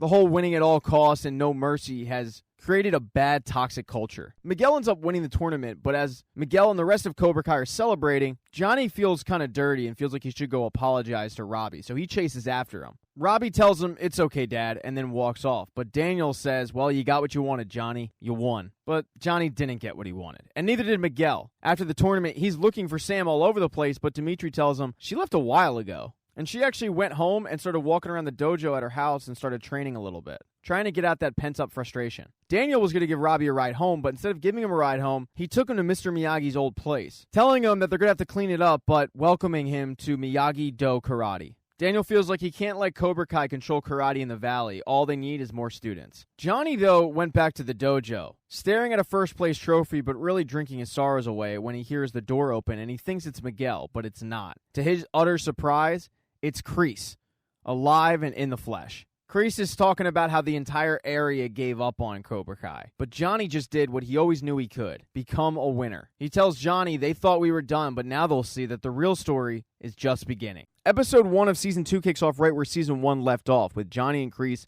in the dojo. Johnny thought Kreese was dead, and Kreese says, yeah, a lot of people did. But Kreese starts to take credit for Miguel winning the championship, telling Johnny, you taught him well, but you taught him well because you learned from me. And that really upsets Johnny to the point where he takes a swing at Kreese, but Kreese ends up putting him on the mat. And Kreese looks down at him saying, I taught you everything you know. But Johnny says, yeah, you didn't teach me everything, and kicks him in the face, knocking his cigar out of his hand and into the trash can. The two end up getting into a really stupid fight with nobody winning, and it eventually ends when the sprinklers from the dojo go on because that trash can lit on fire. After this stupid fight, Johnny goes home and starts to ice his hand when he gets a knock at the door, and it's Miguel's mom, who has made him tres leches to thank him for mentoring her son. Although she does say she is worried about the look that Miguel had in his eyes during a fight, but she chalks it up to his, quote, game face. Johnny reassures her that Miguel's a really good kid and he's not going to allow him to go astray. But then his house phone rings and it's Kreese on the other line, telling him to meet him at a diner the next day. Now, while Johnny and Miguel's mom have their first date, Miguel is out celebrating his victory with Cobra Kai. And Sam, who is at home, sees Aisha's video about them celebrating their victory on Instagram and decides to scroll through Miguel's Instagram looking at the good times that they had, but then ultimately deciding to block him. At the restaurant, though, the table consists of Eli, Moon, Aisha, and Dimitri. And Dimitri makes mention of the championship that they won at Robot Camp, doing an impression of a robot talking to Eli, but Eli is not into that at all, telling him to cut the nerd shit, even though everyone at the table found it funny. One person noticeably absent from this table is Miguel, whose food is getting cold, and that's because Miguel is sitting in a corner by himself, looking for Sam on Instagram and realizing, holy shit, I've been blocked. Eli and Aisha come over to make him feel better about it, mainly Aisha, because Eli gives him terrible advice, but Aisha tells him, don't worry, give her time, she'll come around. Although Miguel feels like he's run out of time and that he's blown his only shot with her. Now, the next day, Johnny heads to that diner to meet up with Kreese, and Kreese starts telling him the backstory about where he's been. He's been off-grid training SEALs, training soldiers, training everybody, but he's come back to lend a helping hand to Cobra Kai because he feels like the kids nowadays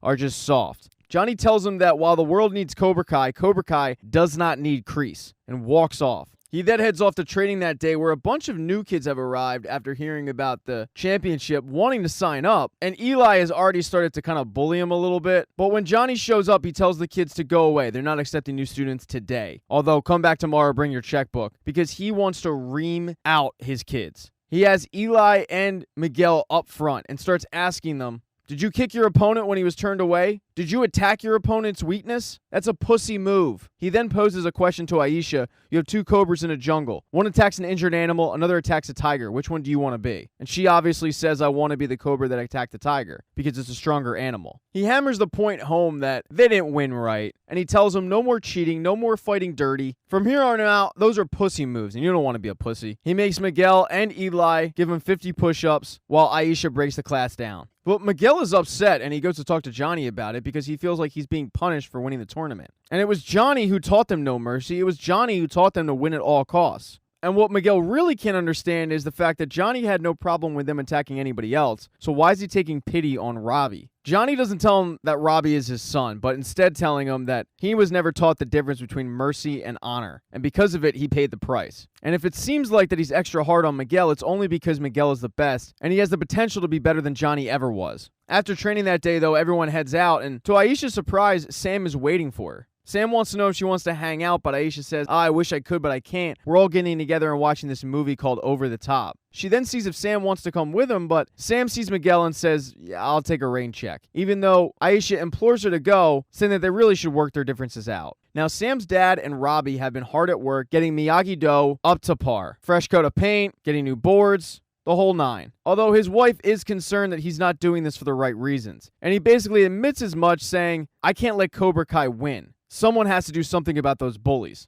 And they still have some stuff they need to do, so they head to the local hardware store where, ironically, Johnny has also headed there. Because Johnny needs to replace mirror glass that was broken during the stupid fight with Kreese. But he overhears Daniel along with Robbie, and he's watching their relationship from afar. But Johnny ends up getting caught when the guy at the hardware store says, Yo, Metallica guy. Somehow that's a dead giveaway that it's Johnny. And he sheepishly comes out from behind the one aisle and gives kind of a nod to Daniel and Robbie, although it doesn't seem like anyone's real thrilled to see the other. It gets real awkward when the hardware store guy recognizes Daniel from his car commercials and says that Robbie looks just like Daniel. Johnny then tells him to go take his stuff into the loading dock, and Daniel, sensing that Johnny wants to talk to Robbie, takes his stuff up to the counter to pay for it and leaves the two alone. Johnny asks how Robbie's shoulder's doing, but Robbie is pissed off because he feels like Johnny told Miguel to go after his shoulder even though he didn't. He tells Johnny, I know I'm supposed to forgive you and all, but right now it's a little tough. And Johnny says, so you're just going to go and train with that douchebag? But Robbie gets really pissed off, saying, you don't even know Mr. LaRussa.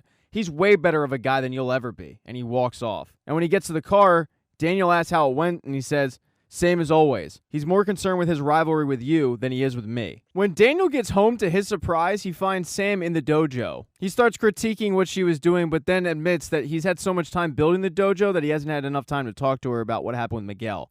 Although she has no interest in talking to her dad about her boyfriend. But whether she likes it or not, she's going to have that awkward conversation. And Daniel tells her about his first girlfriend, and about how he thought she was the one. And then his second girlfriend, and his third, and his fourth. And the whole message is, sometimes you're obsessed with somebody, but life goes on, and you find somebody else. The conversation, though, then turns to why he's opening up Miyagi-Do, saying that he's going to fight back against Cobra Kai. Take him down. But Sam tells him, I don't want to fight them. They're not my enemy. In fact, most of them I'm friends with. At least, they used to be. She then thanks him for trying to help, and then she walks out. And that comment was a lot of food for thought for Daniel. And he needs to refocus, heading into the dojo and practicing a meditation ritual that Mr. Miyagi taught him. And Robbie catches him in that meditation ritual and asks what he was doing, and he fills him in, saying he needed to refocus because he realized he had been doing things all wrong. Ever since the tournament, he had been focused on taking down Cobra Kai, when in reality, they're not his enemy. No one is. They just learn how to do things the wrong way. So it's up to him to teach them a different way, a better way. And that's when Sam asks them, do you have room for one more, because she has agreed to join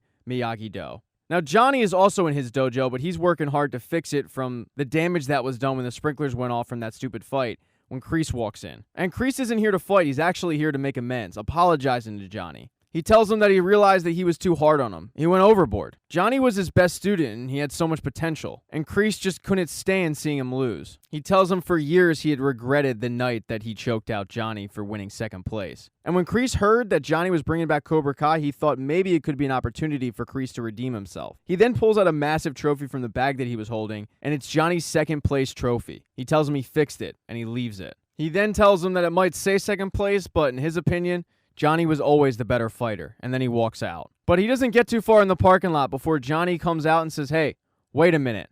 In episode 2, Robbie is awoken in the middle of the night by some random guy sneaking into his house. So he does what any normal person would do. He attacks the guy. But then his mom flips on the switch and can't believe that Robbie attacked him. But she hasn't been home in like 2 weeks. So he thought somebody was breaking in. She tells him that this is her new boyfriend and he's taking her to Cabo. And don't worry about the bills, he's going to take care of that. She'll be gone for about a week and a half tops, but Robbie has the whole place to himself. And she acts like this is a positive, but it's not exactly what Robbie wants. Before they leave, though, Robbie does tell the guy, if you hurt her, I'm going to hurt you. And the guy takes it as an empty threat. He's not really scared of Robbie. He then heads off to Miyagi-Do for training, where Sam has also arrived that day. And as she's walking in, she gets a phone call from who she thinks is Aisha, because the phone says Aisha, but in reality, it's Miguel using Aisha's phone because Sam wasn't getting back to him. And it was desperate times call for desperate measures situation, and he just wants to apologize and wants things to go back the way they were. But she gets pissed off with the fact that he used Aisha's phone. And when she walks in and sees Robbie, she says, I can't talk right now, I gotta go.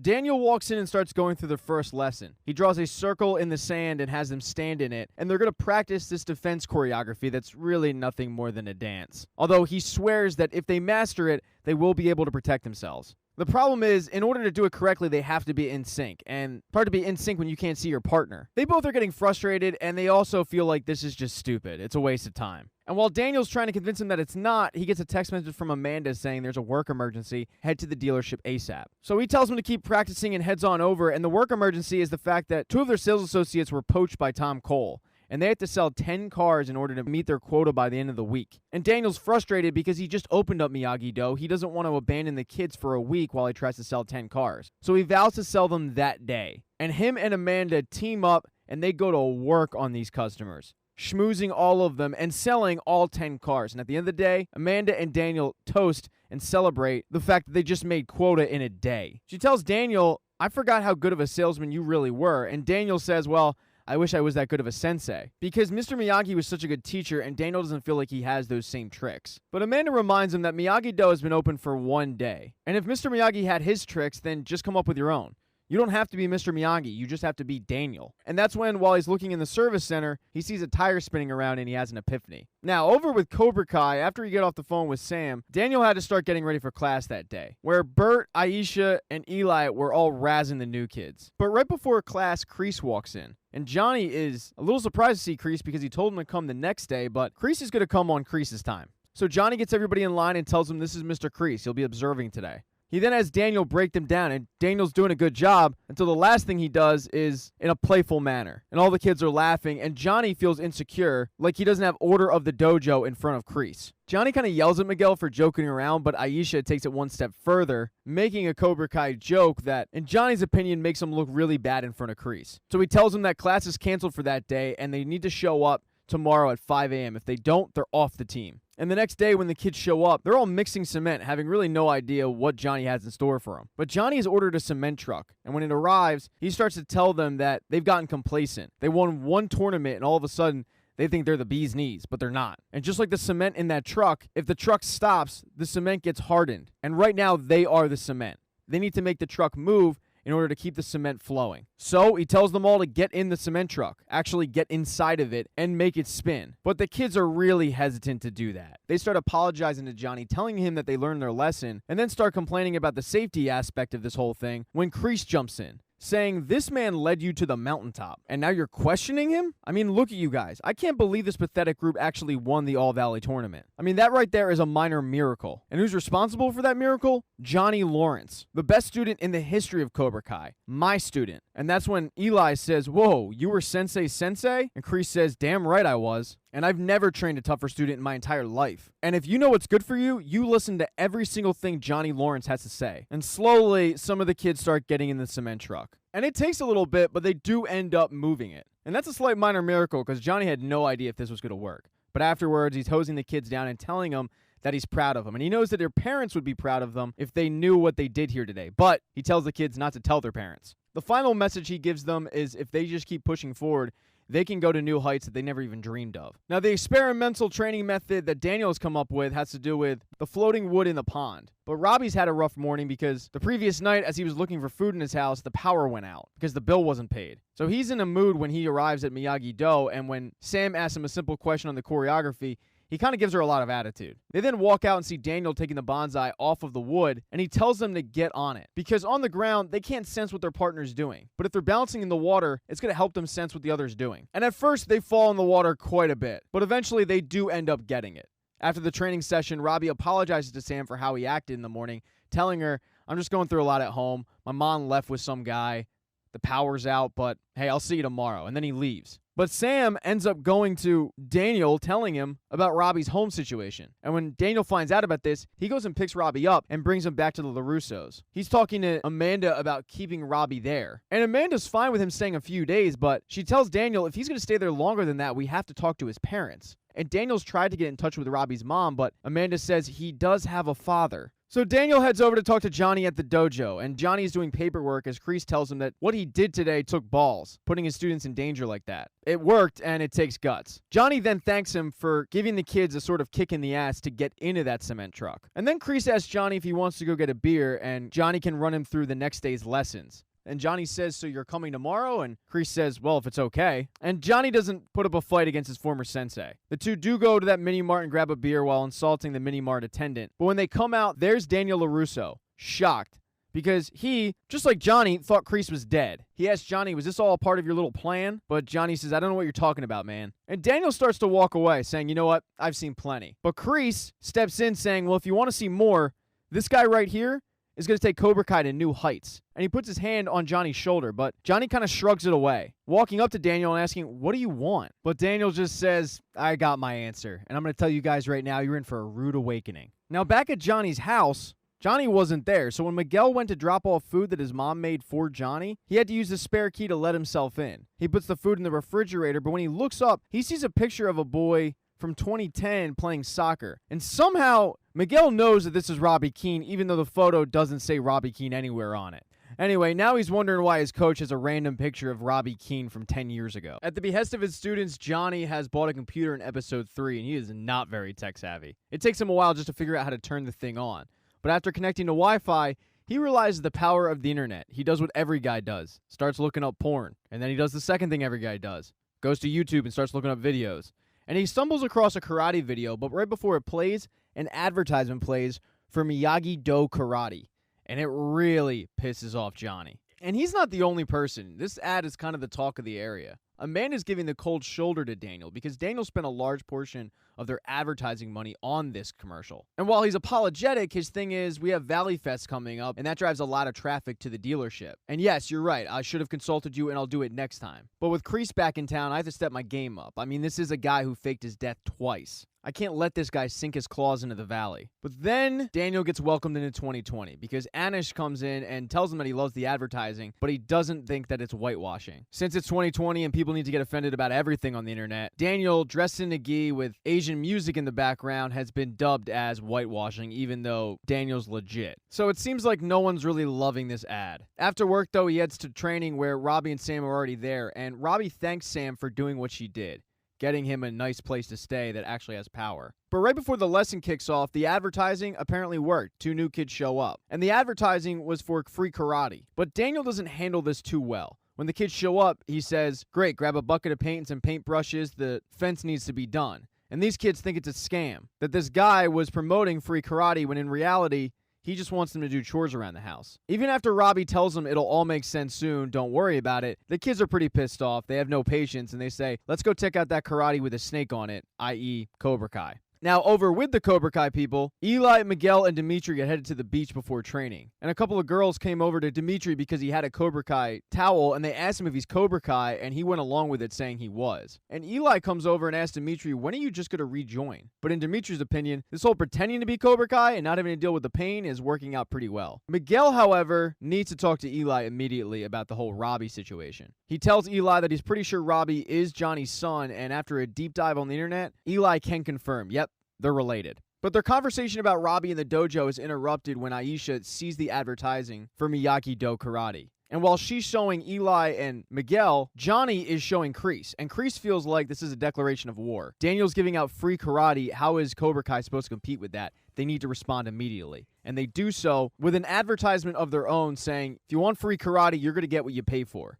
Why learn karate defense when you can learn karate offense? Right after they film the advertisement, though, Eli and Miguel confront Johnny about the Robbie situation. Their feeling is that No Mercy was fine when it wasn't the coach's son. And Johnny's a little taken aback, and he's a little pissed off about the fact that they're even thinking he gave preferential treatment to Robbie. So he punishes them by having them clean mats. But Kreese overheard this conversation, and now he's aware of the fact that Daniel is teaching Johnny's son. And when Johnny leaves the dojo that day, Kreese tells him, you shouldn't be having Daniel LaRusso teach your kid karate. You should be the one to do that. Johnny tries to nip it in the bud, saying it's not going to happen. Kreese then says, well, it's a good thing you have that Mexican kid, and Johnny does correct him by saying he's from Ecuador. Kreese says, yeah, whatever. You better just hope to God that Daniel LaRusso doesn't snatch him from you. And it seems like Johnny hadn't even had that thought. So that night, Johnny takes Miguel to a restaurant and tells him that he never grew up with a father. And his mother was everything to him. And when his mother died, that's around the time that he found out that he was going to be a father of his own. But being a father scared the shit out of him. And the night that Robbie was born, he sat in the very restaurant that they're currently eating at, capping off a 3-day bender, trying to get the courage to walk across the street and into the hospital and welcome Robbie into the world, but he never did it. He tells Miguel, I failed my son the day he showed up in this world, and I've been failing him ever since. And failing his son is one of the most painful things in his life, but one of the happiest things he currently has is training Miguel. He tells Miguel that he'll always be by his side and he'll always have his best interest in heart. Miguel, though, then gets a text message from Aisha telling him that Miyagi-Do is planning on doing a demonstration at Valley Fest. Daniel felt like this would be a great opportunity to get some eyeballs on Miyagi-Do and show everybody what it's all about. But Cobra Kai feels like they should respond, and Daniel, unfortunately, has no idea about this. So they start going through the demonstration, and everything's going pretty well. And then it gets to the big finale, where Daniel is planning on breaking the ice blocks, just like he did years ago with Mr. Miyagi. But right before he can do that, Cobra Kai swoops in, stealing all the shine, and putting on a badass demonstration that's capped off by Johnny breaking cinder blocks that are on fire. And Miyagi-Do is left to just sit there, watch it all go down, and then walk away with their tail between their legs. After what happened at Valley Fest, Robbie and Sam are getting together to train, and Robbie says, you know what the problem with Miyagi-Do is? It's all about defense. You never see our offense. And she says, well, what do you want us to do? Go to the mall and pick a fight and record us defending ourselves? And Robbie says it's not the worst idea, but Sam thinks it's a terrible idea. Sam then goes and finds her dad working on Mr. Miyagi's old car, and her dad has realized that he needs to go for a more personalized touch to get people through the door. He then tells Sam to grab Robbie because they're going to take a drive to their beach club. Daniel has an idea to preach to the parents, not the kids. He's banking on parents doing whatever it takes to protect their kids and forcing their kids to learn karate. And this is a long shot, but Daniel's exhausted every other avenue to promote Miyagi-Do, so why not try this one? When they arrive at the country club, Robbie recognizes it because he worked there, and it did not end well. So he's a little hesitant to go in, even though he's going in as a guest. But him and Sam are going to chill by the pool while Daniel goes and tries to drum up some business with the parents. Now, over with Cobra Kai, Kreese is telling a bunch of the kids about his war stories. The issue is, he's messing up, and Miguel notices it. He gets countries completely confused. And he tries to play it off like, well, when you've been in the sand as long as I have, that's bound to happen, but Miguel finds the behavior odd. And training is starting a bit late because Johnny is in the back arguing with the landlord. The landlord wants to raise the rent yet again on Johnny because he has more students. But Johnny tells the guy basically to piss off. He's not going to pay the guy more rent just because he has more students. Johnny then starts class and notices that there's a few new people in the room. One of them is the guy from the hardware store that sold him the mirror glass. He asks all the new people, which one of you guys has the balls to take on the champ? And then all the way in the back, a girl named Tori raises her hand. She tells the room that she saw their demonstration at Valley Fest, but wonders if they can actually fight. And Miguel is tasked with showing her. The two get into it, and she's no joke. I mean, she's got serious skills. And her and Miguel continue to go back and forth, with nobody really winning, but each one surprising the other. After class, Aisha runs into her at the mini-mart, and Aisha's stressing because her mom wants her to come to the beach club, but she doesn't want to see Sam. She's still pissed off at her. And she asks Tori if she wants to go, just so it won't be as awkward. Maybe she has a friend there. Now, two guys that won't be going to the beach club are Miguel and Eli. Eli is outside FaceTiming with Dimitri, and Dimitri had heeded Eli's advice. He headed to the dojo to rejoin, although he did so with a list of demands. But he didn't give the list of demands to Johnny, he gave him to Kreese. And then he started nitpicking Kreese's tattoo. And that's when Kreese beat the shit out of him. Now, Eli thinks that Dimitri should just suck it up because he walked into a karate dojo, that's what happens. But this is even more strange behavior from Kreese that Miguel just can't ignore. So he brings it to Johnny, telling Johnny that he's a little worried about the behavior from Mr. Kreese. Johnny tells him that he and Kreese go way back, and the guy has his issues, but everybody deserves a second chance. But that doesn't mean that Johnny isn't going to look into it. And he overhears Kreese on the phone arguing with somebody. He asks him if everything's okay, and he says that he's at the Sheraton and he's pretty sure one of the housekeepers stole his watch. Kreese then leaves saying, "I'll see you in the morning," but Johnny decides to follow him. And luckily for Johnny, his car is very inconspicuous. I mean, it's only a Dodge Charger with a yellow racing stripe that has the Cobra Kai logo all over it. And he ends up following Kreese to a homeless shelter. He asks Kreese if any of it was true, or was everything he said a lie. And Kreese tells him, "Well, you knew me when I was on top. It's kind of hard to let that go." Things got pretty rough for Kreese after he lost the dojo. He tried to re-enlist in the army, but he couldn't pass the psych eval. He kind of just sputtered through life until he got old. And for the last 10 years, he's been living in homeless shelters. But when he heard about what Johnny did in the All Valley, he figured that might be his second chance.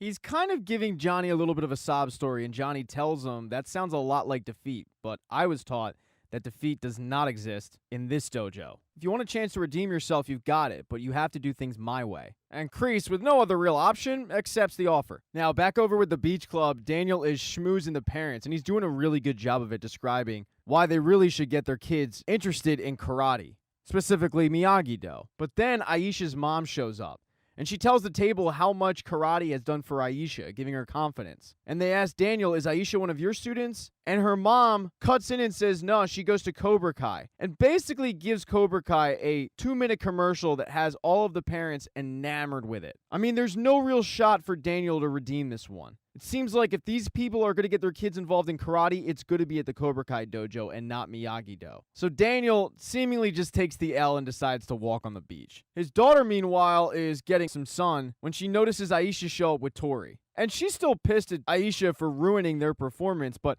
Robbie convinces her to go talk to her and make up. And they talk it out with Aisha not being cool with the fact that, in her opinion, Daniel made a commercial going at Cobra Kai, and I just laid out the problems that Sam had with Aisha, but they realize it's pretty stupid to spend the entire summer fighting about karate. Aisha then says, "Man, it must really suck to sit there the entire summer training with Abs, aka Robbie," but Sam reassures her, "We're just friends." And Aisha says, "Either way, I'm not going to tell Miguel." And as Sam and Aisha continue to chat, when Tori then shows up with a bottle of vodka that she poached from the bar, Sam tells her, "You really should put that back. You're going to get in trouble." And then Aisha awkwardly introduces the two. So after exchanging somewhat pleasantries, Tori tells her, "No one's going to miss a bottle of vodka. I could probably swipe half the silverware in this place, and no one would notice." But Sam tells her, "You really shouldn't steal anything." And Tori says, "What are you, a nun?" She then tells Aisha, "Come on, let's go. Let's have a drink. Let's have some fun." And the two head off. Now, while this is going on, Robbie gets approached by the manager of the beach club, telling him, "You know what I told you. If you ever come here again, I'm going to call the police." And he tries to call security to get him kicked out, but Amanda shows up and says, "What's going on here?" The manager tells her, "We're going to get this delinquent out of here," but she tells the manager he's our guest, he's staying. Amanda then asks Robbie, though, what was all that about? And he does say, "Before I met you guys, I was a different person. I worked here, and me and my friends got in some trouble. We didn't hurt anybody, but what the manager said is correct. I probably should get going." Amanda reassures him, though, that everybody deserves a second chance. It's what we do next that counts. So Robbie's staying put at that beach club. But right as the family's about to leave, Amanda notices that she doesn't have her wallet with her, and Sam is pretty certain she knows who took it. So she goes and hunts down Tori along with Aisha and says, "Hey, my mom's missing her wallet. Why don't you just give it to me before I call security?" And Tori is taking this as an insult. She can't believe that she's being approached after telling her that she could steal all the silverware and the fact that she stole a bottle of vodka. I mean, it's not that far-fetched of an accusal. Tori starts to walk away, but Sam grabs her bag and Tori pushes her onto the food table with food going all over Sam. Now, Tori walks off, but Aisha does come over and say, "Are you okay?" And Sam, who's covered in food, says, "Hey, real nice friend you've got." And instead of sticking up for her lifelong friend, Aisha says, "Well, you shouldn't have accused her," and walks off. But while that mini fight was going down, Robbie thinks he has a pretty good idea of where the wallet is.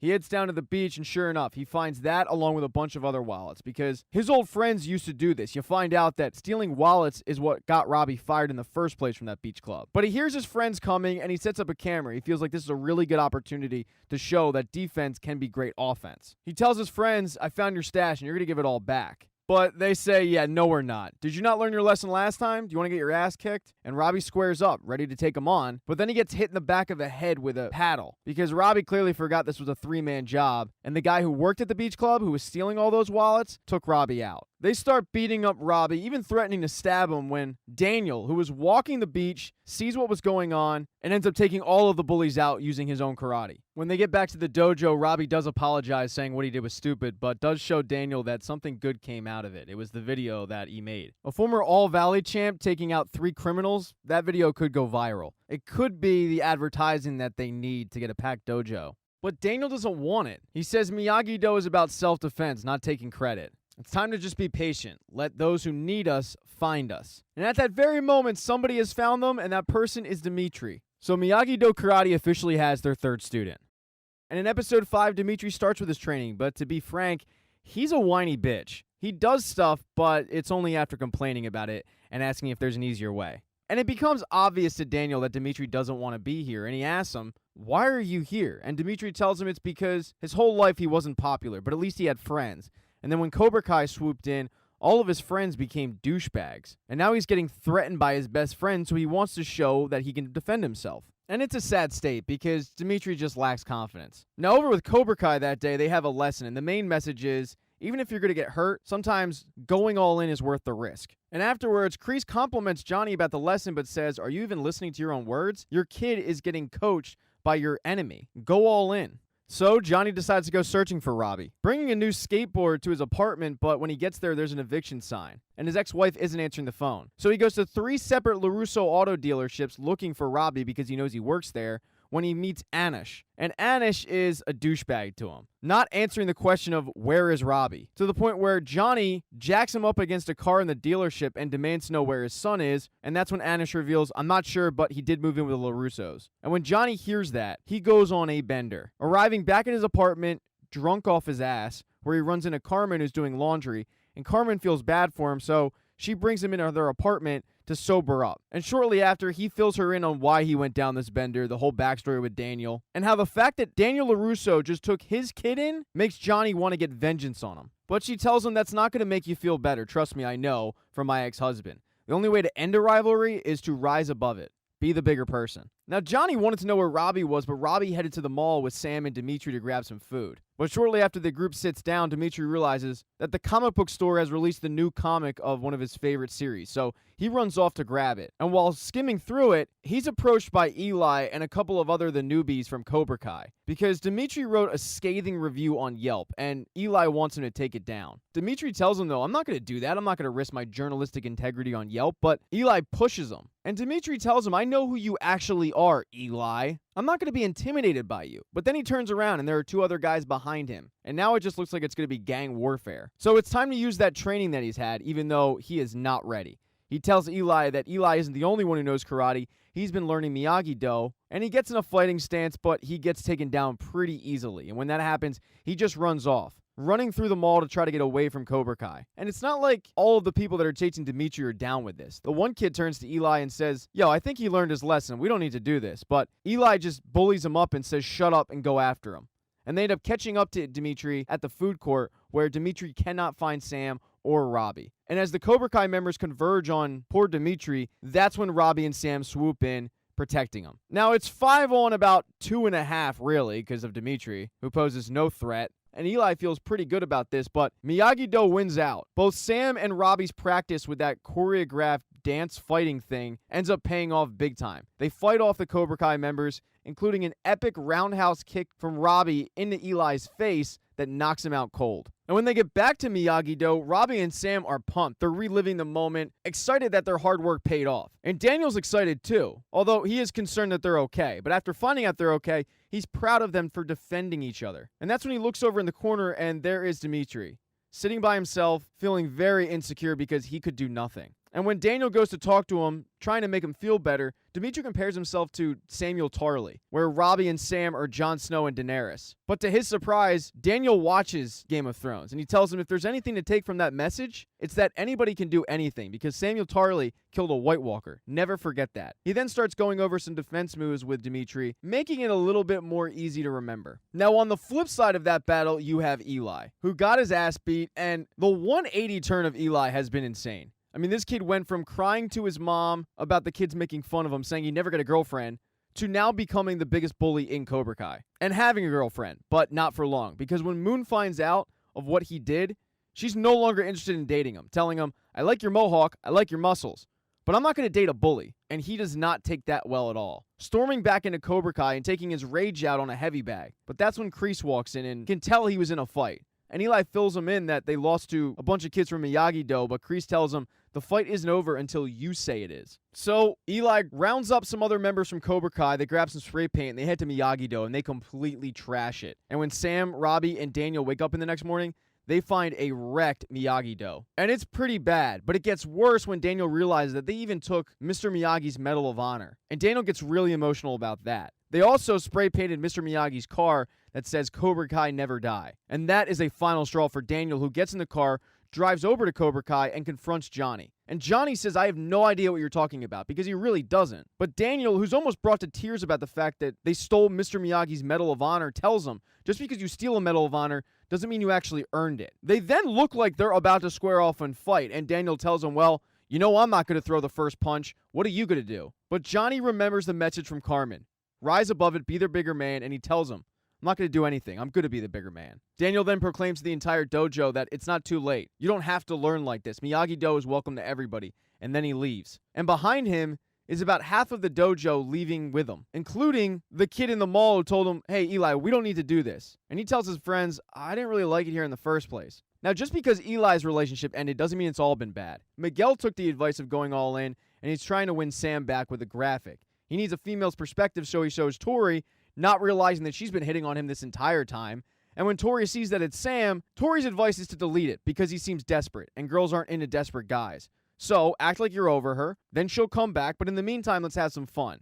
And that fun includes making out with Tori under the stars and trying to get Miguel to forget about Sam entirely. And over with Sam, after kicking the crap out of some Cobra Kai goons, she's making s'mores with Robbie that night when they get really close to hooking up, but Robbie pulls away, saying, there's nothing against you, it's just I got a really good thing going here with your dad, and I don't want to screw it up. And I don't think hooking up with you would be screwing it up, but I just don't want to take that chance. So, love is in the air for everybody except Eli.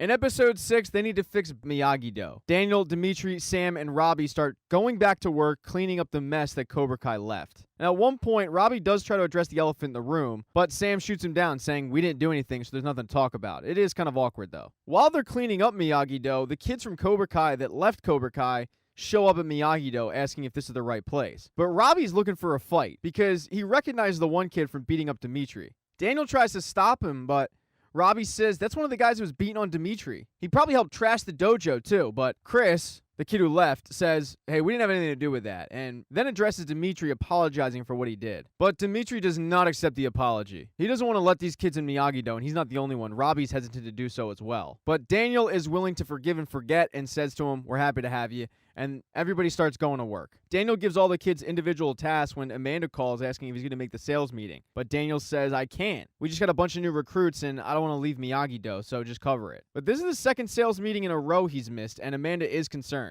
Especially when Daniel says, well, something important just came up, I gotta go. And Amanda finds that kind of ironic since he thinks that a free dojo is more important than his business. But the important thing is the fact that Dimitri and Chris are going at it. Dimitri insulting Chris for just simple accidents. And the fact is, Dimitri is still pissed off at Chris for trying to rough him up in the mall. So Daniel decides to have them work together to lift a stone that Dimitri, Sam, and Robbie were having trouble lifting earlier in the day. This way, they're going to have to use teamwork to pick it back up. But Dimitri and Chris are having a tough time doing it, and Dimitri continues to insult Chris, so finally he pushes him. But when Chris pushes him, Sam and Robbie step in, thinking that he's getting bullied again, trying to come to his defense, when in reality, it was Dimitri who was being the douchebag. So when this mini skirmish breaks out, Daniel runs out saying, what's going on? You guys are on the same team now. And Robbie says, no.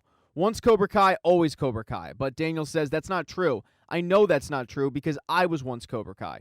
He brings all the kids in the dojo and explains that he wanted to continue fighting after the All Valley, but Mr. Miyagi didn't want him to, so he joined Cobra Kai. And it did make him feel tougher, but he also noticed that he was getting angrier, and he didn't like that side of him. So it doesn't matter who anybody was before they stepped into this dojo, because today, right now, we're all Miyagi-Do. And after that impassioned speech, Chris and Dimitri go out, work together, and are able to actually lift the stone up. And then the two have the most awkward high-five pound thing. It's just weird. But they'll work on that chemistry, I'm sure. But Daniel has done it. He seems to have a full dojo and been able to successfully integrate former Cobra Kai members with Miyagi-Do into one. Now, over with Cobra Kai, Johnny's trying to get some answers as to what went down in Miyagi-Do.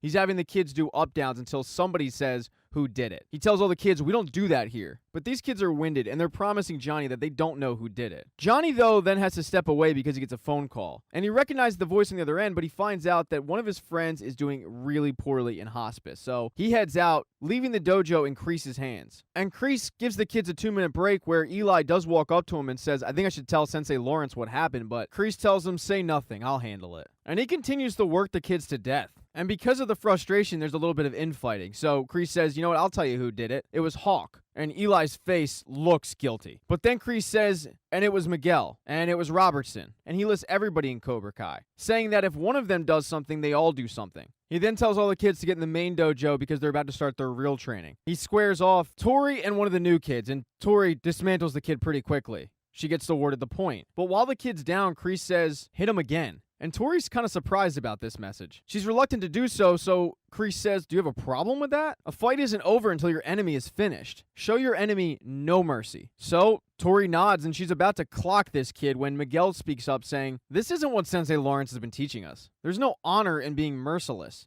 Tori won. She got the point. And Kreese slowly makes his way over to Miguel saying, well, Sensei Lawrence is right in a way. I mean, in a tournament, the fight stops when you get a point. But in real life, it's not about scoring points. It's about being a winner or a loser, and there are no losers in this dojo. After class that day, Miguel's getting some extra work in when Tori comes into the room and has him hold pads for her. Miguel asks her, don't you think that some of what Sensei Kreese is teaching us is wrong? But Tori doesn't. She tells him a story about when her and her brother were growing up and the hardships they faced. And the message of it is, life shows you no mercy, so why should they? Before the next class, Miguel does go in beforehand and tell Kreese that he's sorry for speaking up. He shouldn't have done that. But Kreese doesn't seem mad. He tells him, you have allegiance to Sensei Lawrence, and allegiance is nothing to apologize for. So they seem to be on a good page. Now, over with Johnny, that phone call that he got was from hospice for Tommy, one of his best friends growing up from Cobra Kai. And Tommy is in rough shape. Bobby, his old friend from Cobra Kai, is the one who gave him a phone call. And they go in to see Tommy, who's thrilled to see Johnny. Shortly after, though, Jimmy shows up. And they're all saying hi to Tommy, but they have to leave when the nurse comes in. And they've conspired to get Tommy out of there because they can't let him wither away in a nursing home. And Johnny's big fear is that Tommy's going to be too weak to even get up. But when they walk back in, Tommy's already ripped off all of the heart rate monitors, and he tells them, let's get the hell out of here. They all rent motorcycles and head off to have one killer weekend again, just like the old days. They end up getting to a bar, and they're talking about life and what they've all been up to, and Johnny tells them that he's opened up a dojo, and he's called it Cobra Kai. And Cobra Kai isn't the only thing that's back, so is John Kreese. And his buddies aren't thrilled to hear this. They tell Johnny all that bullshit that we dealt with from Kreese, that no mercy crap, and hell, you dealt with it the worst. I mean, don't you remember what he did to you? But Johnny says, yeah, I remember, but people can change. I'm trying to change Cobra Kai. I'm trying to change the image. But even his buddies don't believe it, because John Kreese always has something going on. Tommy, then to break up this awkward conversation, says, hey, does anybody want to go play pool? And Johnny says, yeah, I will. But when they go over to the pool tables, there's some jerk getting way too handsy with a female, just being an overall douchebag. And he tries to act tough with Johnny while insulting Tommy at the same time. And when the guy puts his hand on Johnny, game on. All of the former Cobra Kai members go in on these goons, bringing back their karate and beating the hell out of all of them. That night, they go camping, and Tommy reveals to Johnny that he was actually always in love with Allie the whole time, but Johnny struck first. And that is why Tommy joined Cobra Kai. He wanted to have the balls that Johnny did when he asked Allie out. Johnny does reveal that he doesn't think he ever got over Allie. He tells Tommy, right now all I want to do is make sure my students don't make the same mistakes we did. I don't want these kids to look back at their life full of regret. And Tommy looks at him and says, you'll do it, Johnny, because you're the champ. And that is the last thing that Tommy ever tells Johnny, because the next morning, Tommy passed away in his sleep and the group finds him. In episode 7, Johnny returns after burying his friend, heads into his office to find that Kreese has organized everything, and even managed to put up a picture of himself, making himself really feel at home.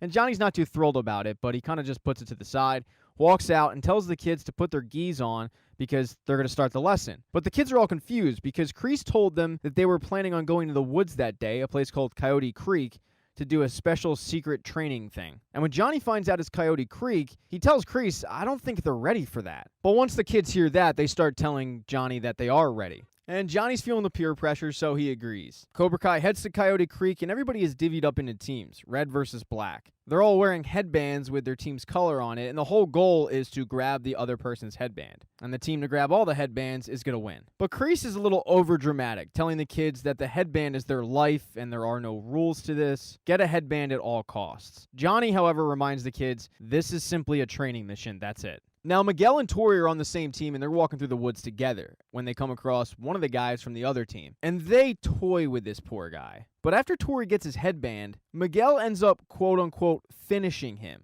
And Johnny sees this from afar, and he is not a fan. Now, Eli, meanwhile, is on the other team. And Miguel sees him grab a headband, but then he also sees Eli start bragging about the fact that he has 5, quote, kills, and I guess that's why he has a Medal of Honor, alerting Miguel to the fact that it was Eli who trashed Miyagi-Do. And it ends up coming down to Miguel versus Eli. Eli walks up to him saying, all right, finally a worthy opponent. But to his surprise, Miguel isn't very playful, pissed off about the fact that Eli is the one who trashed Miyagi-Do. But Eli tells him, well, they're the enemy. I had to put them in their place. And Miguel can't believe what he's hearing, telling Eli, they're not the enemy. That's stupid. Now, Eli thinks this is all about Sam, but it's not. And he tells Miguel, well, if you want the Medal of Honor so bad, come and take it. And that's exactly what Miguel does. And when Miguel claims victory, Kreese yells, finish him. So Miguel does that. But Johnny walks up to him afterwards and says, what the hell was that? I didn't teach you that. Is that really how you want to live your life? And then he walks away disgusted. So now Johnny has an issue with Kreese. And when they get back to the dojo, Johnny asks Kreese, what have you been filling my kids' heads with? And Kreese explains that it's the same stuff that he taught Johnny back in the day. But Johnny tells him that didn't work then and it doesn't work now. Cobra Kai is always going to be badass, but there's a huge difference between no mercy and no honor. Kreese starts trying to justify himself, but at the same time rile Johnny up. And it gets to the point where Johnny just cuts him off and says, you know what? This isn't working out. I thought it would, but it's not. And he kicks Kreese out of the dojo, forcing him to leave, and Kreese reluctantly does. Now, over with Miyagi-Do, Daniel has gotten an early start to the day, but he gets a phone call from Amanda, who once again woke up in a bed that was empty. He tells her that he got an early start to the day and tried to get an early start in the lesson, but she reminds him that they have a meeting that day with Anush. He reassures Amanda that he's going to be there and quickly gets off the phone because he hears something outside. And to his surprise, it's not anybody from Miyagi-Do, it's actually Kreese. Now, it's worth mentioning that this interaction did happen before Kreese's trip to Coyote Creek and before Kreese got kicked out of Cobra Kai. But the visit to Miyagi-Do was really a warning shot from Kreese to Daniel that what happened back then isn't going to happen again, and all of his kids are going to be ready, and this is war, and the same douchebag rhetoric from Kreese. It's really just a tactic to try to intimidate Daniel. Now, while this is going on, Sam had linked back up with Moon. And Sam wants Moon to help her pick out an outfit, but Moon can't figure out why because it's just workout clothes. And then she figures out, oh my God, you have a crush, and it's got to be Robbie. And Sam kind of admits to having a crush on him, but also tells her that nothing's happened yet. So with that information, Moon does help her pick out an outfit, but it's extremely hot that day. And none of the kids really want to train because it's so hot. They're all whining. And the training method that day is one person stand in a circle, everybody has a number, Daniel yells at the number, that person goes in to attack the person in the center of the circle. But they're all struggling with it, so Daniel decides to flip the script and put them in a freezer. He tells them that the muscles twitching from the cold and the fact that you can see your opponent's breath, that'll all help you. But as he's in the middle of this lesson, he gets a phone call from Anush, and he sends the phone call straight to voicemail. And Anush is sitting there with Amanda wondering where Daniel is, visibly annoyed. And because his phone call went straight to voicemail, he figures that Daniel isn't coming and he walks out. And Amanda frantically calls Daniel, but he's not answering because he's too busy with this lesson. Now, the good thing about the lesson is he was able to help Dimitri defend himself. The bad thing about the lesson is once he's done with it, he sees a bunch of missed calls from Amanda. And he knows that he screwed up. So he frantically heads to the dealership to make up with Anush, but he finds that Anush is gone. And Amanda tells him, yeah, he left. And Daniel thinks that he just left for the day, but she explains, no, Daniel, he left. He got a better offer from Tom Cole, and he was willing to let you match it, but you blew him off once again. You've been an absentee owner, neglecting this place while you've been off at karate camp. And Amanda isn't wrong, and Amanda's very sick of it. But back at the house, with Sam's parents, both at the dealership, arguing about Daniel's ownership strategy, Sam and Robbie finally hook up. And shortly after that happens, there's a knock at the door, and Robbie yells for Sam to get it, but she's upstairs, so Robbie answers the door, and to his surprise, it's Miguel. Miguel is returning the Medal of Honor, and explains to Robbie that he wasn't the one who trashed Miyagi-Do, he was just returning the Medal of Honor. They're not all douchebags. But when Sam comes downstairs after Robbie closed the door and asks who was at the door, instead of telling her the truth, Robbie says, oh, it was nobody. They just had the wrong house, and puts the Medal of Honor in his pocket. In episode 8, Daniel is in the doghouse and he's forced to sleep on the couch. A secret that he's trying to keep from his mom, who has shown up to help out around the house, but it's hard to lie to your mom. She knows something's up. And the arrival of Daniel's mom has really put a wrench into the makeout sessions of Robbie and Sam, who are forced to make one real training people. They do, however, have to go outside when they hear a commotion, and it's because Dimitri has, quote-unquote, found the Medal of Honor. And Robbie just plays it off like, yeah, it must have just been around a bunch of rocks. And Daniel was unaware of all of this because that day he headed into the dealership to try to make good with Amanda, buying her a bunch of sushi. But Amanda sees right through it and tells him to give the sushi to her customers. And since that peace offering fell flat on its face, he decides to bring the kids to the dealership and having the lesson there by getting all of Miyagi-Do to wax on and wax off the cars. And when Amanda sees this, she says, okay, that's cute, but 10 more minutes of this free labor. But Daniel cuts her off saying, no, this isn't a training session. This is me trying to help. This is me trying to say I'm sorry. But Amanda explains to Daniel that she knows that none of this is permanent. You can't put a Band-Aid on an open head wound.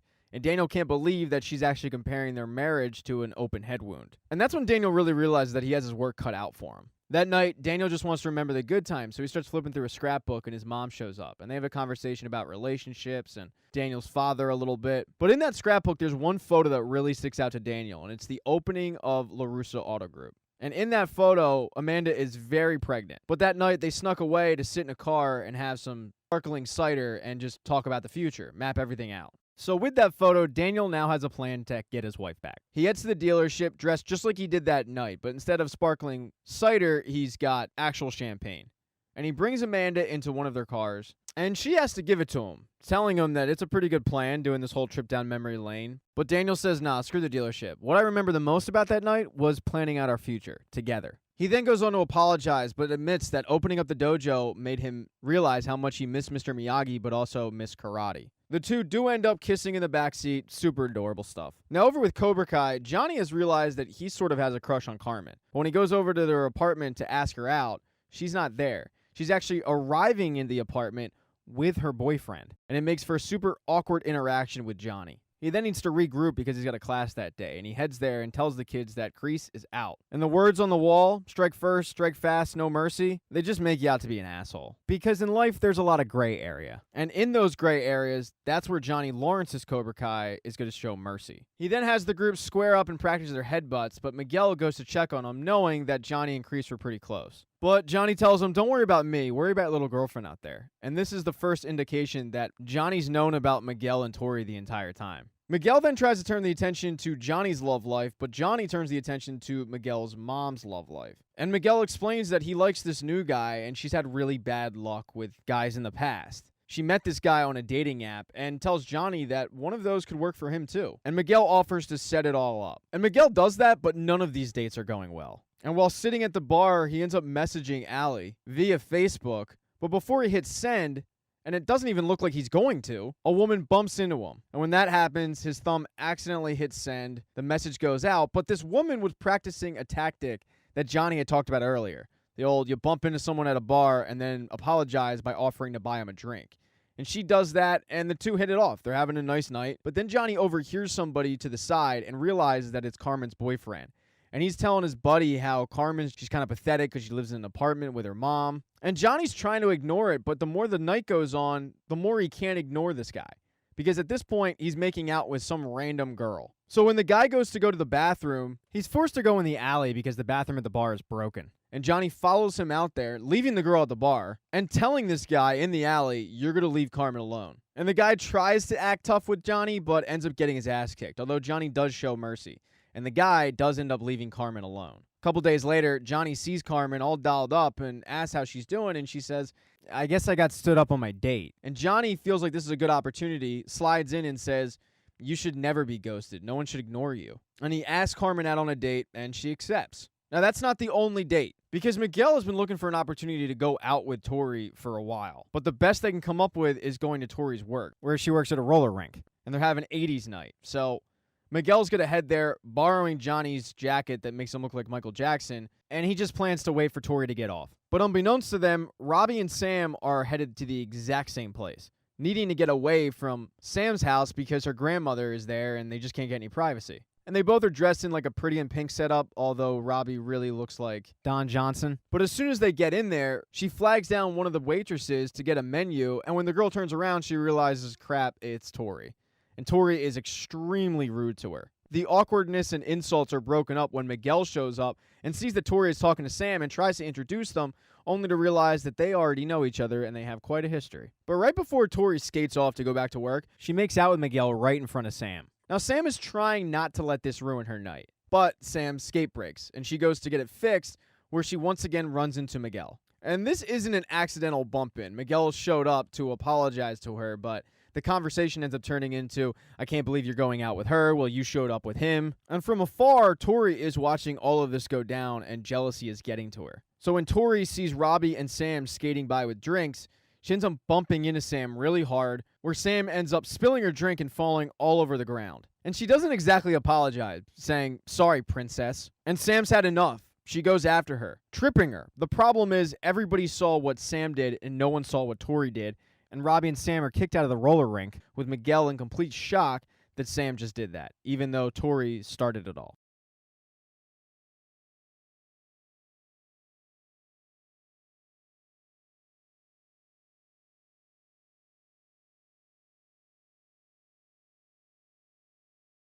In episode 9, Robbie and Sam have decided to go public with their relationship and tell the LaRussos. But when they go to walk in the living room and actually tell them, to Robbie's surprise, his mother is sitting there, crying. She tells Robbie that Cabo was a mistake, which he scoffs at, saying, yeah, I could have told you that. And then she reveals to Robbie that she has to leave again. And he gets his back up, saying, where are you going to go now? Las Vegas? Jamaica? But she says, no, Robbie, I have to go to rehab. And immediately, to Robbie's credit, his mood changes and he becomes very sympathetic to his mother, and also proud of her for realizing that she has a problem and she needs to fix it. Now, the LaRussos have been nice enough to let Robbie stay there, and they're going to continue to do that. But she does tell Robbie, you can stay with your father. Although Robbie has no interest in that whatsoever, she tells Robbie, I know you don't have the best relationship with him, but don't let my relationship with your dad ruin your possible relationship with your dad, because, believe it or not, he does actually care about you. Even after this talk, though, it's pretty set that Robbie's going to stay with the LaRussos. It's also pretty set that this is not a good time to tell the LaRussos about the relationship, so they put that to the side. And that night, Sam gets on FaceTime and is telling Moon about the incident that happened at the roller skating rink, but more so about the fact that she can't believe that Miguel is actually dating Tori. And Moon says, yeah, but what does it matter? I mean, you guys have both moved on. That's a good thing, right? Although it seems like Sam has definitely not moved on. The whole point of this conversation, though, is to invite Sam, along with the rest of Miyagi-Do, over to Moon's house for a party that she's going to have. And the party just happens to coincide with Daniel and Amanda's date night, so it actually ends up being perfect. Daniel has decided to take out Amanda, trying to show her a good time, going to a Mexican place and going out dancing. But when they show up at the restaurant is packed, and the only table they have is sitting next to Johnny Lawrence on his first date with Carmen. And Johnny and Daniel are not happy to see each other. But that doesn't stop Carmen and Amanda from being friendly. But both tables' conversations morph into a mini pissing contest about who has the bigger dojo. And finally, Amanda goes, really? Is this how it's going to be the whole night? So the women actually push the two tables together, forcing Johnny and Daniel to just talk this out, because both women realize that the two aren't that different, and it actually ends up working. When the women go to the bathroom, Daniel found out that Johnny really didn't know about Miyagi-Do being trashed. He also finds out that Johnny had no idea that Kreese came over and threatened him. And Johnny tells Daniel that Kreese is no more, he's gone, and he's trying to change Cobra Kai for the better. And after this mini clearing of the air, everybody has a really nice night. Now, over with the kids, Miyagi-Do shows up to Moon's party, and to their surprise, Cobra Kai is there. And it leads to a very awkward staring contest between the two dojos. Moon quickly shows up, though, and welcomes Miyagi-Do into her house, but Sam tells her, I didn't know that Cobra Kai was going to be here. And Moon says, school's starting soon. Can we just squash this beef and go back to being friends again? And for a little bit it works, although the beef between Tori and Sam does not go away. Tori is playing this game where you balance one leg on a stool while drinking, and if somebody falls off, they lose. And Tori is demolishing the competition. And when she sees Sam walk outside, she challenges Sam, and Sam doesn't back down. The two start drinking against each other. And Sam ends up winning. Tori falls off the stool and loses, and she's in a bad mood. But this competition leaves Sam blitzed. And when she goes in the house, she continues to try to drink, but Robbie, looking out for her, says, hey, maybe you should cool it. Let me go get you some food. And she can't believe that Robbie is trying to be a babysitter instead of a boyfriend. Although Robbie's not the only one that noticed this, because so did Aisha. And she's also concerned about how much Sam is drinking. And when she approaches Sam about it, Sam says, "You're just pissed off because I kicked your friend's ass. You can consider that payment for trashy Miyagi-Do." But Aisha tells her that she had nothing to do with that. Neither did Tori and neither did Miguel. I mean, hell, Miguel returned the Medal of Honor. And this is the first time that Sam is hearing this, not even believing it. But Aisha fills her in that Miguel went to her house, gave the Medal of Honor to Robbie, and then left it at that. He wanted to do the right thing. And this is a lot for Sam to think about, so she just heads outside. So the party continues on, and Eli, who is at the party, has got his eyes on his ex, Moon. But when he sees a new girl walk in, he turns to one of the guys from Cobra Kai, one of the newbies, and says, "You want to know how you get a babe back? You make her think that you're over her." And he walks up to the girl and starts chatting her up, flirting with her, but then all of a sudden, Moon pops up out of nowhere, welcomes the girl, and then kisses her, because that girl is Moon's new girlfriend. And this is blowing Eli's mind. And he spends the entire night just staring at his ex-girlfriend making out with this chick. And Dimitri notices that his old friend is hurting, so he sits next to him and asks him if he saw the new Doctor Who trailer, but Eli tries some tough guy shit saying, "I don't watch nerd shit anymore." Although the more that Dimitri talks about it, the more it becomes clear that Eli is still very much into Doctor Who. There's nothing wrong with it. I mean, I don't watch it, but, to each their own. Dimitri does, however, cross the line, though, when he tells Eli that he needs to get over Moon because she's clearly over him. And that kind of triggers Eli a little bit, so the point where he stands up and pours a beer on Dimitri's head. But for Dimitri, that's the last straw. He gets up in front of the whole school and is just torching Eli, telling all the kids that he wet the bed until he was about 15. Just really embarrassing stuff. I mean, just roasting this kid, alerting the entire school to who Hawk really is. Now, two people who aren't witnessing this go down are Sam and Miguel. They're outside, and Miguel stepped out to go check on Sam to make sure that she's okay, but Sam gave him a lot of attitude, and Miguel started to walk away, and Sam said, "Hold on, wait. I heard what you did about the medal. That medal means a lot to my family. I do really appreciate it. I had no idea." She then kind of trips into him, and the two end up kissing. And since Tori's thing is to spy on her boyfriend from far away, she ends up seeing this. So she just leaves, pissed off. And it's a good thing, too, because with the roasting of Hawk/Eli going down, Miyagi-Do and Cobra Kai were about to come to blows when the party gets broken up by cops. And all the kids are frantically running out of the house, including Robbie, who has gotten Sam, but Sam doesn't want to go back to her house. She doesn't want her parents to see her like that. So with nowhere else to turn, Robbie heads to his dad's place. And Johnny has just arrived back home from his first date with Carmen. In the season finale of season 2, the LaRussos wake up and their daughter is nowhere to be found. And they kind of go into panic mode because she's not answering her phone and neither is Robbie. Although lucky for the both of them, Aisha has messaged Sam to find out if she got home okay that night because she was drinking a lot. And the two see it because her computer is connected to her phone. They also utilize the Find My iPhone app and find out her exact location. And that location, unbeknownst to them, obviously, is Johnny Lawrence's place. So they head over there. But while they're on their way, Robbie has woken up and he thanks his dad for letting him crash there that night. Johnny tells Robbie, "Look, man, that's fine, but I'm going to have to tell LaRusso about this. I mean, it's his kid." And Robbie tells him don't, because if he sees her like this, it'll crush him. "Let me take the fall. I'll tell them that I got really drunk and I told Sam to bring me here. And she stayed because she wanted to make sure I was okay." And that's all well and good, but when Daniel arrives and finds that the location is Johnny Lawrence's place, all the goodwill that happened the night before on their double date goes out the window. It doesn't help with the fact that when Daniel confronts him saying, "Is my daughter here?" Johnny's first instinct is to tell him to calm down. Daniel ends up forcing his way into Johnny's apartment, and the two start squaring off like the old days, getting into a full-on fight. This ends up waking up Sam, who is sleeping in the next room, and that's when the fight stops because Daniel turns his attention to his daughter, asking if she's okay, and when Sam says yeah,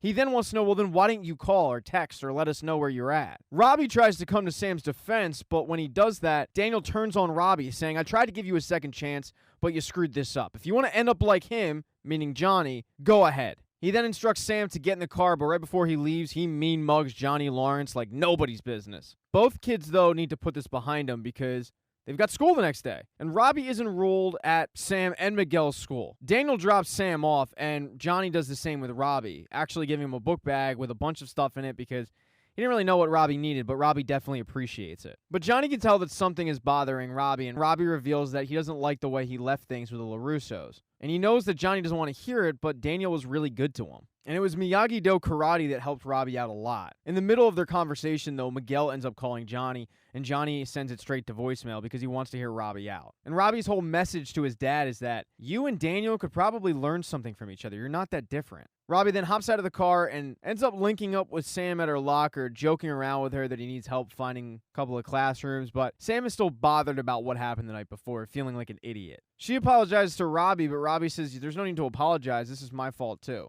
He does then reveal to her, though, that Miguel gave him the Medal of Honor. That had kind of been weighing on him a little bit. And the whole reason he did that was because he didn't want Miguel to earn any points with Sam. Their relationship was fresh, and he just felt insecure. And Sam is about to tell Robbie that her and Miguel kiss, but then the bell rings. All the kids go to homeroom, including Miguel, who sits next to Eli. And Miguel has had an issue because he hasn't heard from Tori since the night of the party.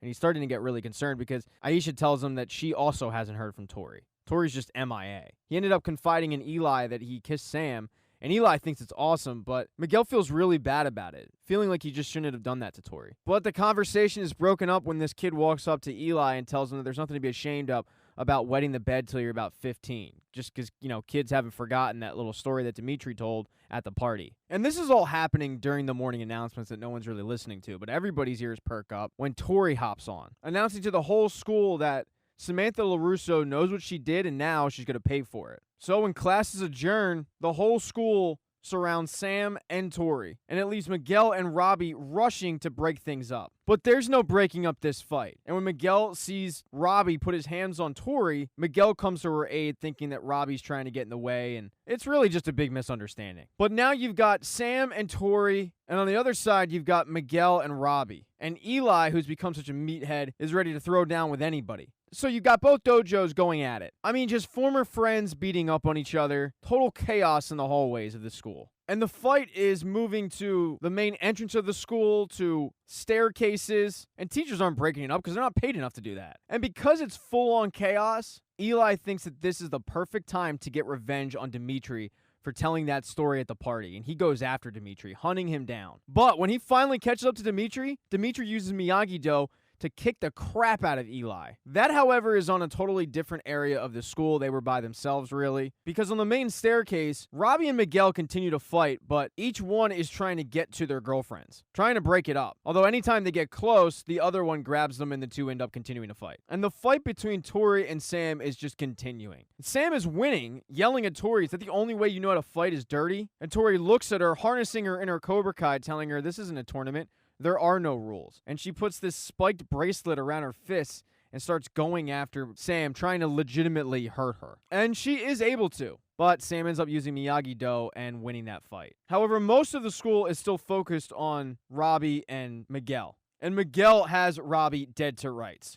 But he remembers what Johnny said about mercy, and even apologizing to Robbie, dropping his arm and saying, "I'm sorry."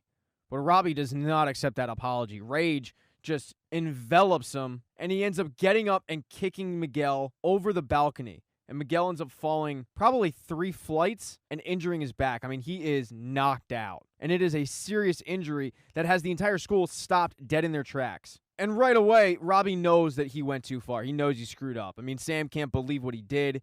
Tori has gone to Miguel's aid, and all of the parents are alerted. Johnny finds out and hears Carmen scream from getting the news. And he heads to the hospital with Carmen and her mom, and the doctor tells Carmen, "You've seen your fair share of these. You know the next 24 hours is critical." Johnny is really concerned and asks, is he going to pull through? And the doctor doesn't really reassure him, just saying, "We're doing everything we can." And Carmen is inconsolable, understandably so. Johnny apologizes to her, but she says, "Sorry. Before Miguel met you, he was a sweet boy. He avoided fights. Now look what you did. I never want to see you again." Johnny's just left to kill time walking the halls, and he ends up seeing Sam getting stitched up in another room as Daniel and Amanda try to calm her down because Sam feels like it's all her fault. Johnny then checks his phone, though, and sees that he has a voicemail from Miguel. It's from the phone call that he sent straight to voicemail when he was talking to Robbie in the car. And it's Miguel telling him that he's having girl issues, and Johnny's always been better at that sort of thing than Miguel, so he really needs to talk to him. The moment ends up bringing Johnny to tears because he doesn't know if that's going to be the last time he hears Miguel's voice. So Johnny ends up leaving the hospital, and when he gets in the elevator, right before the doors close, Daniel gets in the elevator. But this time, neither guy says a word. Neither guy is in the mood to fight. Johnny heads straight for the dojo, but when he gets there, to his surprise, it's unlocked. And he starts hearing these sounds coming from the back. And that's because all the way in the back of the dojo, Kreese is running Miyagi-Do. Hawk is there along with a bunch of his cronies, and Johnny demands to know what Kreese is doing there, but Kreese says, I'm teaching my students. You let them down when they needed you the most, and somebody needed to remind them what it takes to win. Johnny tries to step towards Kreese, but all of the kids in Cobra Kai get in his way. They're putting all of the blame on what happened to Miguel on the fact that Johnny was teaching mercy. Johnny can't believe it and tells Kreese to get out, but Kreese tells him, no, this is my dojo. Oh, yeah, I totally forgot to tell you. When you were out of town, I had a talk with the landlord, and it turns out he doesn't really like you either. And then there's a funny thing about handshake deals. They can be broken. I mean, after all, I founded Cobra Kai. It belongs to me. It always has, and it always will. I'll never let my students lose, even if it means that they have to find out the hard way. Johnny is fighting back tears after everything that happened that day, but also just finding out that the dojo was stolen from him. And he tells Kreese, if you wanted Cobra Kai back so badly, you know what? It's yours. And then he leaves. He goes to the beach and is thinking about everything he went through with Miguel and ends up chucking his cell phone. But when he does, his cell phone pings because he got a friend request from Allie. Episode 1 of Season 3 kicks off 2 weeks after the brawl at the school. And the brawl at the school has made big news. Parents in the area are outraged that karate has become basically gang warfare. Miguel is still very much in a coma, and the cops are looking for Robbie, who is on the run. And all the kids in the fight, well, they were suspended from school for 2 weeks. And since the brawl, Johnny has been on a bender for the last 2 weeks, completely drunk, sitting at a bar, as the waitstaff tries to figure out how to get rid of him. But as he's watching the local news story about Robbie, a guy gets up and changes the TV to the Dodgers game. And Johnny, who is pretty shit-faced, confronts him about changing the TV, but the guy tells him to get lost. He also makes fun of Miguel, not realizing that Johnny is really close to Miguel. And when the guy leaves and gets in his car, Johnny follows him, breaking the guy's window and trying to pull his karate stunt, but he's really drunk. And it just results in Johnny getting his ass kicked, arrested, and thrown in county. And at jail, one of the police officers recognizes Johnny from the Applebee's stunt that we've heard about previously. He brings up to Johnny the fact that they're still looking for Robbie and the apple must not fall far from the tree. But Johnny tells him that he's a good kid and he just made a mistake. The police officer, though, keeps insulting Johnny and brings up the fact that it's not going to look good for Johnny's son when they catch him because of the fact he killed a kid. And Johnny, who has been locked up for a little bit, is worried that there's been a new update on Miguel, but the cop says, no, I don't know anything, but he's been in a coma for 2 weeks. Usually, when you're in a coma that long, the coma wins. Johnny ends up getting bailed out by a bail bondsman who tells him, you better be at the court date, and the bail bondsman drops him off at the local hospital. He goes to see Miguel, but finds out that it's family and doctors allowed. That's it. He tries to sweet-talk the girl at the front desk, but she's not having it. So he thinks, maybe I can sneak in as a doctor. But his face is pretty beat up from that brawl, and there's no way he's going to pass as a doctor. So, without any options, he decides to get admitted as a patient, bashing his head against a paper towel dispenser. And he gets patched up, but the nurses there are concerned because there's blood in his urine. Johnny doesn't think this is a big deal, but his back is really bruised up. And you can tell that the nurses are legitimately concerned that there's internal bleeding. But they go to get a doctor, and that leaves Johnny able to sneak away and see Miguel for the first time. And the good news for Johnny is the fact that Carmen and Carmen's mom aren't there because they probably would have kicked him out. Johnny starts apologizing to Miguel, who maybe can hear him, we don't really know, but also pleading with him to get better and come out of this coma. Eventually, though, Johnny is caught by a nurse and kicked out. Now, over with Daniel and Amanda, they're headed to a PTA meeting, and Amanda is heated. And a lot of it has to do with the stress of the dealership. The dealership has not been doing well since the fight.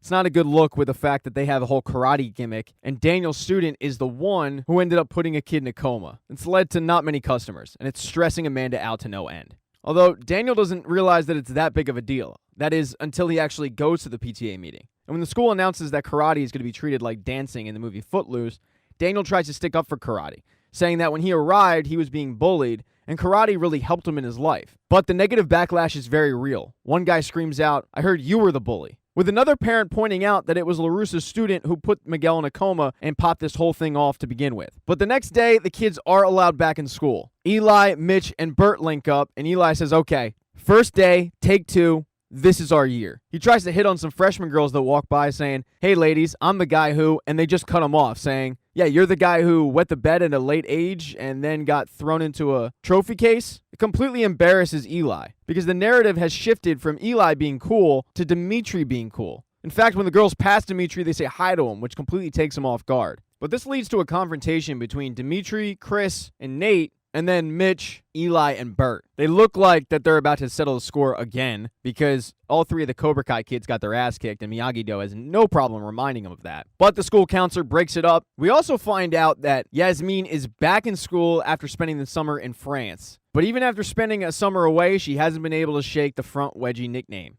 The good news for her, though, is that Aisha has transferred out. After the fight, her parents put her in a private school, sold her home, and moved. That's good news for her, but it's not good news for Sam because they've been friends for so long. And Sam enters the school, and she's kind of shook. Kids there are staring at her, and she has a little PTSD when she gets near the staircase where Miguel ended up cracking his back. It causes Sam to end up leaving school, ditching it for the day. Now, over at the LaRusso Auto Group, Daniel's trying to figure out how to get to Robbie. He's talking to Amanda about it when Louie, who has been rehired, interrupts the conversation saying, "Hey, I think I found something on our computer. There's one of the trade-ins that's missing, and it's a conversion van that no one would really want." They figure Robbie had to take it because nobody would have noticed it. The good news is they put tracking devices in all of their trade-ins, so it shouldn't be too hard to find Robbie, and Daniel takes off. But when he locates the tracking chip, Robbie ditched it because I guess he remembered that they put tracking chips in there. So Daniel is back to square one. He's thinking of places that Robbie might have gone, and he figures maybe he went to Miyagi-Do. Miyagi-Do has been closed since the fight. It'd be the perfect hiding place. But when Daniel shows up, Robbie isn't there. To his surprise, Sam is. He wants to know what she's doing there, and she admits that she thought she was ready to go back to school, but she wasn't. All the kids were staring at her like she was a freak, because when you win a fight as a girl, it's not the same reaction to winning a fight as a boy. She's also blaming herself for what happened. Daniel consoles her, but also tells her you can't run away from your problems, and realizes that he can't run away from his. That night, in his quest for Robbie, he goes searching at Cobra Kai, looking for Johnny.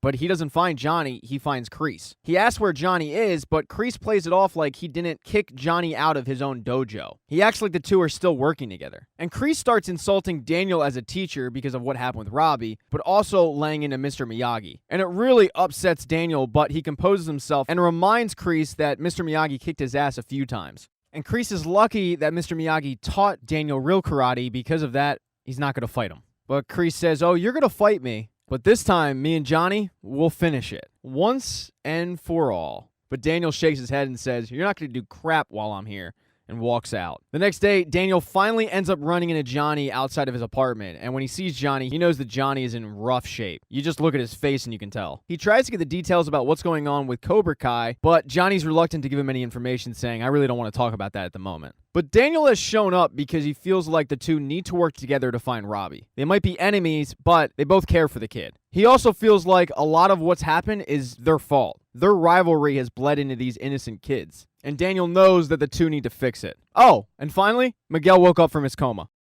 In episode 2, you get a backstory on John Kreese. Back in the 60s, he was working at a restaurant, looked at as a freak by his schoolmates because his mom committed suicide and people just didn't understand it at the time. A couple of jocks come in, start making fun of him, even bullying him. And Kreese puts up with it until he goes outside and sees that that same jock is putting his hands on his girlfriend. So Kreese sticks up for the girl, using karate to fight these dudes off.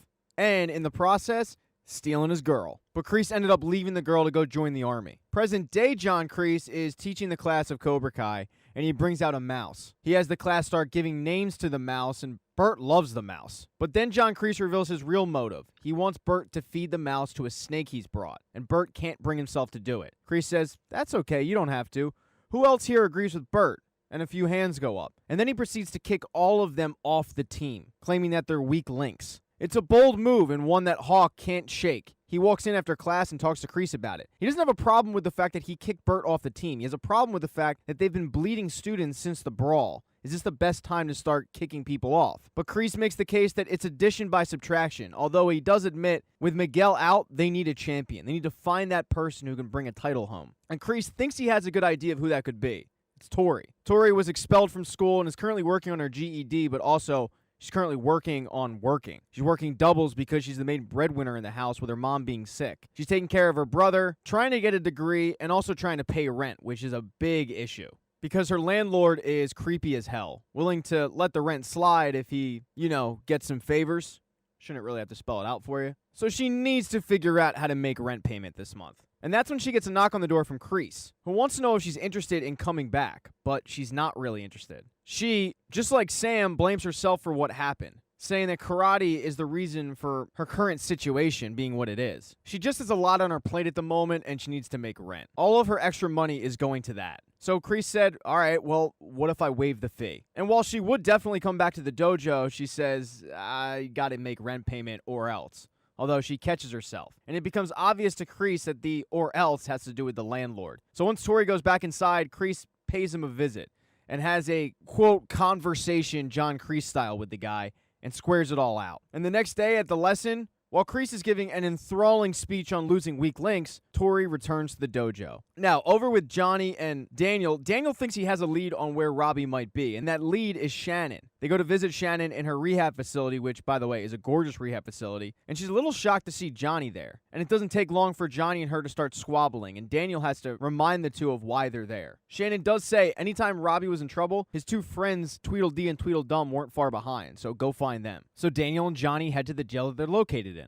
And Johnny's forced to rough these guys up a bit to get some information, but eventually they do reveal that they would go scam people at a local tech store, and Robbie knew his way around that place pretty well, so go check out there. While they're driving over there, though, they stop to get gas, and Daniel gets word from Amanda that Miguel is out of his coma, which is great news. But then while they're filling up, they see the conversion van that's missing. Only Robbie isn't behind the wheel, it's some other guy. And when they go chasing after this guy, he gets in his car and speeds off, which leads to a high-speed chase. Eventually, the guy ends up pulling up into a garage and fleeing into that. And Johnny isn't about to let this guy just get away, so he follows him into the garage. And Daniel reluctantly follows Johnny. Once they get in, Daniel says, look, we don't have to do this. I don't like the look of this place. Let's just call the cops. But when he goes to leave, the mechanics in this chop shop have overheard that comment, and they're not ready to let Daniel just walk out of there. Now, Daniel's trying to talk his way out of it, but Johnny can see the writing on the wall, so he decides to strike first and throw the first punch. And him and Daniel end up forming a pretty formidable team to take all of these guys out, leaving the guy who is driving the conversion van to answer Johnny's questions, although Johnny doesn't like the answers he's getting. The problem is Johnny is so emotional at the moment that he can't accept this guy's answers for being real, demanding to know where Robbie is, but the guy tells him, I don't know where he is, I stole it from them this morning. It takes Daniel to actually pull Johnny off of him because Daniel's worried that Johnny's going to kill this guy.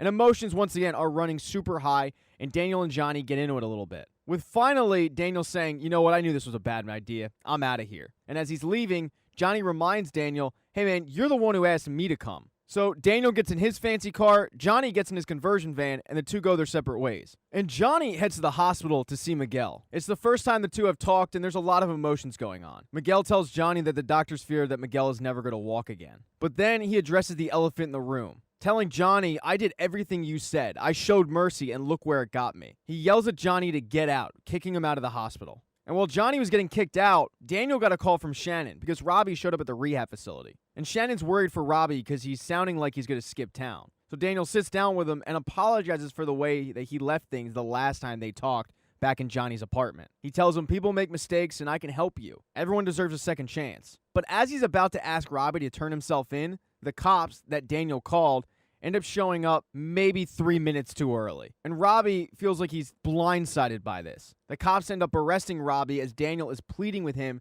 to turn himself in because he'll get a lighter sentence, promising that he'll visit Robbie, but Robbie, feeling betrayed, looks at him and says, don't even bother. In episode 3, over at the dealership, business is not going well at all. Amanda had their marketing company scrap the whole karate gimmick for the time being because they need business to tick up.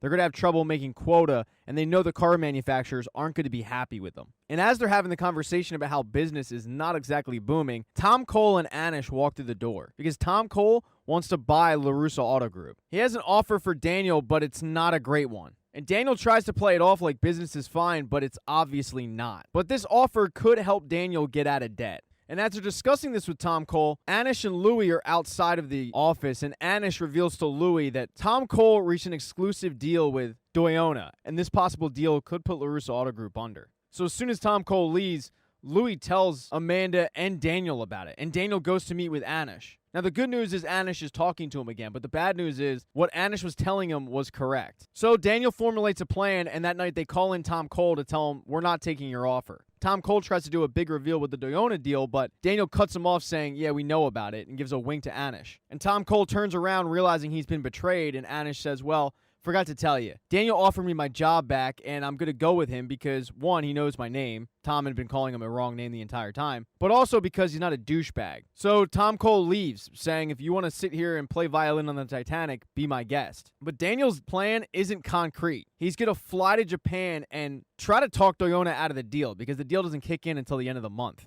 Now, over with Johnny, after he got kicked out of the hospital by Miguel, he goes on yet another bender, interrupting one of Tommy's sermons. Tommy has to use karate to shut him up, but after the sermon, the two sit down and have a talk about what the hell's going on with Johnny. Johnny tells Bobby that he's not allowed to see Robbie and Juvie because Johnny's currently on probation. You find out that the reason why Johnny's on probation and not actually in jail is because Bobby put in a good word for the judge. Johnny's just so frustrated because he was trying to be a better person, do the right thing, instill that in his students, and look where it got everybody. But Bobby reminds him, you do the right thing not because it works out all the time. You do the right thing because it's the right thing to do. He also lets Johnny know that the detention center will let him in if he's accompanied by a member of the clergy, which Bobby is. So they agree to meet the next day to go visit Robbie. He also tells him that the church can help with Miguel's medical bills. The family's flying in an expensive surgeon, and it's going to put the Diaz's in debt. But the church's donation is going to be very small because they're still fixing up their roof. Johnny says thank you, but says, no, I'll figure it out myself. He tries to get a part-time job, but his record is getting in the way of that. And he's forced to go to the last person he wants to go to for money, Sid. And he walks in hat in hand, but Sid does what he always does. Starts bullying him, insulting him. And Johnny tells Sid, this isn't even for me, it's for Miguel. But Sid's insults continue, and he doesn't give him the money. But as Johnny is leaving Sid's place, he grabs a piece of art and uses that, selling it and getting the money. He heads to the hospital to pay off Miguel's debt anonymously, but the family sees him doing it. They thank Johnny for doing so, and he goes to leave. But Miguel's grandmother says, no, Miguel really needs you right now. Come pray with us. And the reason that Johnny had to leave was because he has to go meet with Robbie and Bobby. But instead of doing that, he decides to stay at the hospital and pray for Miguel. And this is yet another kick in the teeth for Robbie. Juvie has not been easy for him. Robbie can defend himself, obviously, but there are these three guys who basically run shit there, and they've been ganging up on him. So this visit from his dad was supposed to be a bright spot, but it turns out that his dad just blew him off yet again. But Johnny wasn't the only person that was trying to help Miguel with his debt, because Sam went to visit Miguel and found out about it. As she was leaving the hospital room, though, she ends up running into Eli, and Eli yells at her for having the audacity to stop by. But she tells Eli, I'm just here to help. And he says, I think you've done enough, princess. But that doesn't deter her. She gets Miyagi-Do and the school cheerleading group, and they organize a car wash. And the car wash is a big success. It's even covered by the news, which Robbie sees in Juvie. But when Cobra Kai finds out that they're doing this for Miguel, instead of being happy that they're helping out Miguel, they're pissed off, having the mindset that how dare they help out our guy, will help out our guy. So they wait until after the car wash is over, and they end up surrounding little Nate, taking the money, telling Nate, we'll let Miguel know this is from Cobra Kai, and then roughing him up big time. When the rest of Miyagi-Do finds out about what happened to Nate, they head over to the LaRusso's house to see if Daniel's there, but he's not. He's in Japan. But when Sam sees what happened to Nate, she knows that she has to reopen up Miyagi-Do. She tells them, Cobra Kai never stopped training, so we need to start to catch up. Some of the members are worried that they're going to get caught by Daniel, but Sam says, don't worry about my dad, he's out of town. And in episode 4, despite Daniel's best efforts, Doyona says thanks, but no thanks. It has more to do with the negative PR that they would get than the lack of sales. Daniel leaves the meeting pretty dejected, but he doesn't let Amanda see it, telling her that he's going to continue to work on it. He goes to a bar to kind of drown his sorrows, where the bartender can tell that Daniel's going through something. Seeing him flip through photos of Mr. Miyagi and asking if that's a friend. He says, yeah, it is. I wish he was here now. Fortunately, he's not. And the bartender tells him that's a really American way to look at it. In Japan, you can always visit somebody. They're always with you. So Daniel heeds this advice, heading to Tomi Village for the first time in about 30 years, the home of Mr. Miyagi. He remembers it being a land stuck in an ancient time. So he's pretty surprised to see that it's been modernized. A lot, and not to his liking. He finds out, though, that the crops started drying up, so they started selling off the land to malls, and it really revitalized the area. This mission, though, isn't for nothing, because he ends up running into Kamiko. They end up going out to grab a bite to eat and catching up. You find out that Kamiko never got married. A couple guys tried, but didn't work out. She wants to know, though, why Daniel really came back. She's not buying the story about his business. And he tells her it's because everybody looks to him for answers, but currently, he's lost. He used to go to Mr. Miyagi for help, but Mr. Miyagi's not there anymore. And it's dawning on him that he is the same age that Mr. Miyagi was when he met Mr. Miyagi. And he had it all figured out. He wishes that Mr. Miyagi was still there to help guide him. The two end up continuing to catch up, with Kimiko letting him know that Mr. Miyagi was a romantic at heart, sending Yuki love letters. And one of the love letters was sent a week before Mr. Miyagi died. And it's from Mr. Miyagi telling Yuki just how much Daniel means to him. Not just Daniel, but Daniel's entire family, allowing Mr. Miyagi to be a part of it. And this kind of message is just what Daniel needed. They go out to have a drink that night, and Kimiko is telling him, don't worry about your business, it'll work out. But their conversation is interrupted by Chosen. And he doesn't look thrilled to see Daniel. Back in the States, though, Miguel has gone through surgery, and it's only a matter of time before they find out if it was successful or not. Johnny, though, after getting an update, knows he needs to make up with Robbie. And he does that by heading to a soup kitchen for the homeless, where Robbie is going to be volunteering to lower his sentence. Robbie isn't too thrilled about seeing Johnny, having felt like he bailed on him once again. Telling Johnny, if you're going to sit here and tell me you're in my corner, you can save that. Mr. LaRusso said the same thing, and look where I am now. Robbie tries to get him out of there, telling him that he's busy, but Johnny's not leaving until the two can have a conversation. He sees Robbie carrying a bunch of soup and decides to go give him a hand. And he tells Robbie, you know, before the fight, we were headed in the right direction, but Robbie reminds him, Dad, it was one day. And their conversation seems to be headed in the right direction until Johnny reveals to Robbie that he blew him off because of Miguel in the hospital. Robbie gets his back up, saying, you know, I'm sure Miguel really appreciated that, but Johnny also gets his back up, saying, hey, I'm not the one who put him in the hospital. And Robbie can't believe that comment, telling Johnny, I don't need you anymore, and getting him kicked out of the soup kitchen. Johnny starts to go through one of his benders sponsored by Coors Banquet when in walks John Kreese. Kreese feels like they can finally talk as adults now that Johnny's done with his temper tantrum. Johnny gives him 3 minutes, and Kreese gives him credit for reviving Cobra Kai, but tells him that what he did was necessary, and it's time for Johnny to come home. He's a broken man at the moment. He tells Johnny he was the best, and he can teach that to these kids, including Miguel when he comes back. But Johnny tells him, if you ever go near Miguel or his family, I'll kill you. And time's up. After this meeting, Johnny puts down the Coors Banquet and heads to the hospital, deciding not to take Miguel's crap. Miguel is trying to get his phone and he can't reach it. And Johnny turns back into Sensei Lawrence, telling him that can't, won't, those are negatives. He's an adult now. He needs to get up and get that phone. Don't accept his position. And Miguel does that. It's a really inspiring moment. Until Miguel falls flat on his face. But it's a good sign that Miguel called Johnny Sensei. Now, after the meeting, Kreese did not just go home. He went to go do something that he's been trying to do for a long time. Recruit Robbie into Cobra Kai. Visiting him in juvie. Now, back with the rest of the kids, tensions are still high in school. Dimitri has done an earth science project. He's in a group with Yasmin and Moon. Yasmin isn't thrilled about it, but Dimitri reminds her, my popularity is on the rise, yours is way down, so maybe we can meet in the middle for some sexual harmony. It's something that old Dimitri never would have said. Now, Yasmin is grossed out, but she is impressed by Dimitri's earth science project. One person who's not impressed is Eli, who notices it and notices that he's making Moon laugh and decides to destroy it by hitting a soccer ball on top of it. Dimitri gets incensed, going up to Eli and saying, dude, that took me 3 weeks to create. And Eli says, yeah, well, it took my soccer ball 3 seconds to destroy it. Dimitri shoots back, yeah, you win this pissing contest, but it's not a surprise. You enjoy pissing so much. And they start getting into a verbal argument where Sam ends up sticking up for Dimitri. And then in the middle of it, Eli notices that the school guidance counselor is looking their direction, so he provokes Sam to push him. And when the guidance counselor comes over to find out what's going on, Eli plays innocent, saying that Sam entered his safe space and he feels triggered. It ends up getting Sam and Dimitri in trouble. Tensions, though, come to a head on the soccer field. It's not a good idea to put a bunch of kids who know karate, aka kicking really well, into a sport where the only thing they can do is kick. Sam feels like this is the perfect time to get back at Cobra Kai because they're just being aggressive on the field. Eli scores a goal and looks over to see Moon talking to another guy, and you can tell he's upset. And Dimitri used this to his advantage, telling him, you know, she was in love with you. You screwed up a really good thing. And then he pushes him down on the ground. It gets to a point where the gym teacher needs to stop class and send everybody to the principal's office because they've stopped trying to aim for the goal and are instead aiming for their opponent's heads. But in the principal's office, Eli is the first one in there. And whatever Eli tells the principal, it works. Because Cobra Kai is dismissed with no punishment, while Miyagi-Do is given 2 weeks of detention on the weekend. And Sam is enraged, yelling that this school sucks. In episode 5, over in Japan, Daniel is ready to throw down with Chosen when he walks in, but Chosen just bows. He does sit down with Daniel and Kimiko, and it does lead to a super awkward conversation, or maybe lack thereof.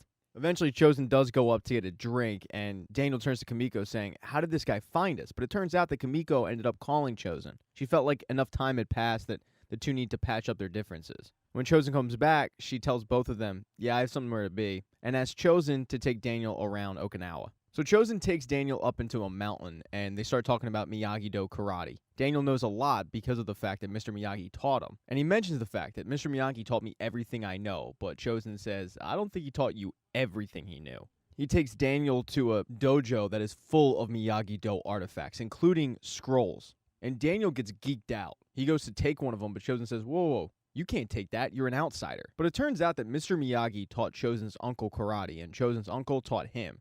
So in a way, Daniel and Chosen come from the same lineage, and they're kind of cousins in the karate game. But that argument isn't really holding water with Chosen, so Daniel tries another approach, saying, Mr. Miyagi treated me like a son. There's nothing he wouldn't have kept from me, implying that some of those scrolls should be Daniel's. But once again, Chosen says, I don't think he taught you everything that he knew. They square off in the dojo, and Chosen goes after Daniel's leg. And Daniel says, what kind of defense tactic is that? But Chosen says there's many different kinds of defense. He tells Daniel that the Miyagi-Do ancestors had to fight off invaders. The only way to survive was to kill. And this is all news to Daniel, who can't figure out why Mr. Miyagi didn't tell him any of this, and Chosen says maybe he thought you weren't ready or you just weren't capable. But the biggest thing that Chosen shows Daniel is the power of pressure points. Chosen ends up hitting Daniel in the right spot in the arm that leaves his arm virtually immobilized. He does the same thing with the leg, and Daniel can't really move. So Chosen grabs his hair, pulls his head back, and it's like the roles are reversed from 30 years ago. Chosen even says, I've been waiting a long time to do this, and Daniel has prepared to get his face caved in. But when Chosen comes down with his hand, he just honks his nose. Turns out the guy actually has a really good personality. He also agrees to teach Daniel about the pressure points. After the lesson, though, they're coming down from the mountain, and Chosen tells Daniel that it was really tough on him after he lost to him. But his uncle saved him and gave him a chance to prove himself. But the regret of what he did back in the day is still hard to overcome. And Daniel tells him, look, man, if it means anything to you, I forgive you. And it does, in fact, mean a lot to Chosen. They bow and are about to go their separate ways, but before Daniel does, Chosen stops him and gives him one of the scrolls to take back with him to the States. Daniel then goes and meets up with Kimiko, but Kimiko isn't alone. There's another female with her, and Daniel actually knows this girl, because this girl is the little girl that Daniel saved from the typhoon years ago. And when Daniel finds out that this is the girl, he gives her a big hug, has a huge smile on her face, and starts to get caught up with her. And it turns out that she is the vice president of sales for Diona, literally the savior that Daniel needs. But just because he saved her from a typhoon 30 years ago doesn't mean she's about to do a bad business deal. No, I'm kidding. I mean, she saves his business. Now, back in the States, Johnny walks into the Diaz household to help Miguel with the day, but Miguel is just wrapping up physical therapy. And the techniques that the physical therapists are using, well, let's just say Johnny isn't the biggest fan of them, and he's having trouble keeping that opinion to himself. It gets to the point where Carmen has to pull him aside and says, Miguel wants you a part of his rehab, and I'm not going to deprive him of that. But I'm also not going to deprive him of somebody who's trained in medicine. So you need to keep your opinions to yourself. And Johnny agrees to do so, but Johnny also has his own methods on how to get Miguel to walk. And the first is to dangle a swimsuit issue from 1988 in front of him. And even though Miguel can find way better stuff on his phone, he does try to get the magazine, but ends up falling out of his chair. And he's frustrated and tells Johnny, you could have dangled a PS5 in front of me. I still would have fallen. His next idea is to distract him with conversation, but light his shoelace on fire. Figures, if there's any motivation, it's going to be to get up and put out the fire, but it doesn't work. And the fire continues to spread and spread until finally it reaches his pants, and Johnny actually has to use a fire extinguisher to put it out. And that one really, really hurts Miguel, because he was just powerless to get up from it. So that night, Johnny continues to do some research, hopping on the internet and going to WebMD, or WebMD for us normal people. But he hears Carmen crying outside and goes to see what's wrong, thinking that something happened to Miguel. But she says, no, just the emotions a lot of times. I need to let it out, and I don't want him to see me like this. She's really concerned that he's 17. He should have his whole life in front of him. He should be out partying and having fun with his friends. Instead, he's confined to a wheelchair. And the most frustrating part is nobody truly knows if this kid is going to walk again. So Johnny says, hey, can I borrow him for a couple hours? And takes him to a Dee Snider concert, sneaking him in, telling the doorman that he's a Make-A-Wish kid. Somehow this word gets to Dee Snider, and he even shouts out Miguel from the stage. But Miguel is having an absolute blast. He takes a selfie with Johnny, and Johnny says, hey man, can I get a copy of that? And Miguel says, yeah, sure, I'll tag you. But Johnny tells him, I don't have my phone. I got rid of it. And Miguel lets him know, you are aware that Facebook is on the internet, right? And Johnny plays it off like he did, but of course he didn't. Concert continues though, they're having a great time. And then Johnny looks down and notices that Miguel is tapping his foot. Miguel doesn't even notice this, but when Johnny points it out, they celebrate because this is the first sign of progress. And when they get back to the Diaz household, Carmen wants Miguel to do it over and over and over again and is so happy. Johnny heads back over to his apartment, hops on Facebook to see the photo that Miguel tagged him in, but notices that he has a friend request from Allie. Now, over with Miguel's classmates, Sam is continuing to teach the Miyagi-Do kids, but she ends up getting caught by her mom and Anthony. By the way, shout out to Anthony because in the, quote, 2 months that have taken place since Season 2 and Season 3, kid is slimmed down, looks phenomenal. Still annoying, though. But Amanda is livid that Sam is teaching these kids karate. This is on top of the fact that the school is calling and telling her that Sam is becoming an issue. And Sam tells Amanda, if you really think karate's the issue, then you don't have a clue. And Sam's kind of right. Eli and a bunch of Cobra Kai goons go to golf and stuff and end up giving Chris, who works there, a hard time, dealing some tickets from an innocent kid and trying to cash them in for a bobblehead. But when Chris goes to get it, they end up stealing a bunch of stuff and running out. And Chris texts Sam that night saying, great, now I got Cobra Kai bothering me at work. So Sam rounds up some Miyagi-Do kids, and through the information that Chris gives her, they know that they're going to have Cobra Kai outnumbered. And Cobra Kai is literally next door in an abandoned laser tag place, about to drink some warm beer and be cool. So Miyagi-Do catches them off guard. And at first, Miyagi-Do is winning this fight, but then the rest of Cobra Kai shows up, including Tori. And when Tori shows up, Sam starts having a panic attack, hiding. Even though Tori is calling out for her, Sam is just immobilized. And one by one, the Miyagi-Do kids start getting their ass kicked. It gets to the point where Eli has Dimitri's arm in a very compromising position, and Dimitri is begging him to let him go. Although the rest of the Cobra Kai kids are telling Eli to finish him. And Eli gives into the peer pressure and breaks Dimitri's arm. You can just see in the look in his face that he isn't proud of what he did. He feels really bad. But he plays it off to his Cobra Kai buddies like, yeah, I'm the man. And Sam is so disappointed in the fact that she couldn't help her friends. Sam goes to the hospital with Dimitri, and Amanda meets her there. And Amanda starts ripping into her for not listening. But once she sees Sam's face, she realizes this isn't the time to rip into your daughter. Because Sam is really, really upset. She tells her mom, we just wanted to show them that we couldn't be bullied anymore. And it turns out they end up breaking Dimitri's arm. Now, over with the leader of Cobra Kai, Kreese goes to meet with Robbie and kind of giving him the backstory about him, his dad, Cobra Kai, and really just how dominant of a fighter Johnny was and how Kreese can help Robbie become that. But Robbie's not interested, telling the guy to kick rocks. Before he leaves, though, Kreese says, that's fine, but one piece of advice. All that Miyagi-Do stuff about defense, yeah, that might work in tournaments, but this is the real world, you might want to strike first. And then he takes off. Later that day, though, Robbie does a Google search on Kreese and finds articles about how he won 4 straight All-Valley titles. But then he finds another article about a mysterious dojo with one student that ended up defeating Cobra Kai, and that obviously is Miyagi-Do. He also checks his email and sees that the LaRussos have been blowing up his emails, but he hasn't been getting them. Or at least he hasn't seen them up until this point. He starts writing Sam back when the bully in juvie pulls the cord on the computer. And later that day, when the bully kind of tries to egg him on, Robbie takes Kreese's advice, blindsiding the bully and his buddies, getting him in a fight with the kid. The kid holds his own, as does Robbie, and eventually it gets broken up by the juvenile detention guards. But once they're released, they both realize that neither of them snitched on each other, and they kind of gain a mutual respect. And Robbie, in this current situation, realizes that maybe striking first and Kreese's methods were right. But after meeting with Robbie, Kreese just headed back to the dojo, and that night his door opens up, and he thinks it's just a mom trying to sign her kid up for karate, but it's not. It's Amanda, and she is pissed. She yells at him, saying, hey, Rambo, your little gang of misfits is running around breaking kids' arms. Kids are getting hurt. And he's able to discern that she must be Daniel LaRusso's wife. And he makes a snide remark about how Daniel now needs his wife to fight his own battles. But Amanda slaps him in the face and says, I'm going to the cops, and I'm getting you shut down if it's the last thing I do. And then she walks out. In episode 6, Johnny ends up seeing the message from Allie, and it's really nothing more than a catching up. But Johnny ends up going through every single picture of Allie and liking it, because Elizabeth Shue is still a dime. Later in the day, though, Miguel comes over because he's still trying to help Miguel learn how to walk, and he's hooked up a harness system, which Miguel hates because Miguel feels like he looks like an idiot in it. It also doesn't work, and Miguel ends up falling down. Miguel does mention how Carmen's been mentioning Johnny a lot because of the fact that she's so appreciative of all he's done. But then he notices that Johnny has written a book on his computer. And Johnny says, oh yeah, it's a Facebook message. And Miguel says, dude, you can't send that.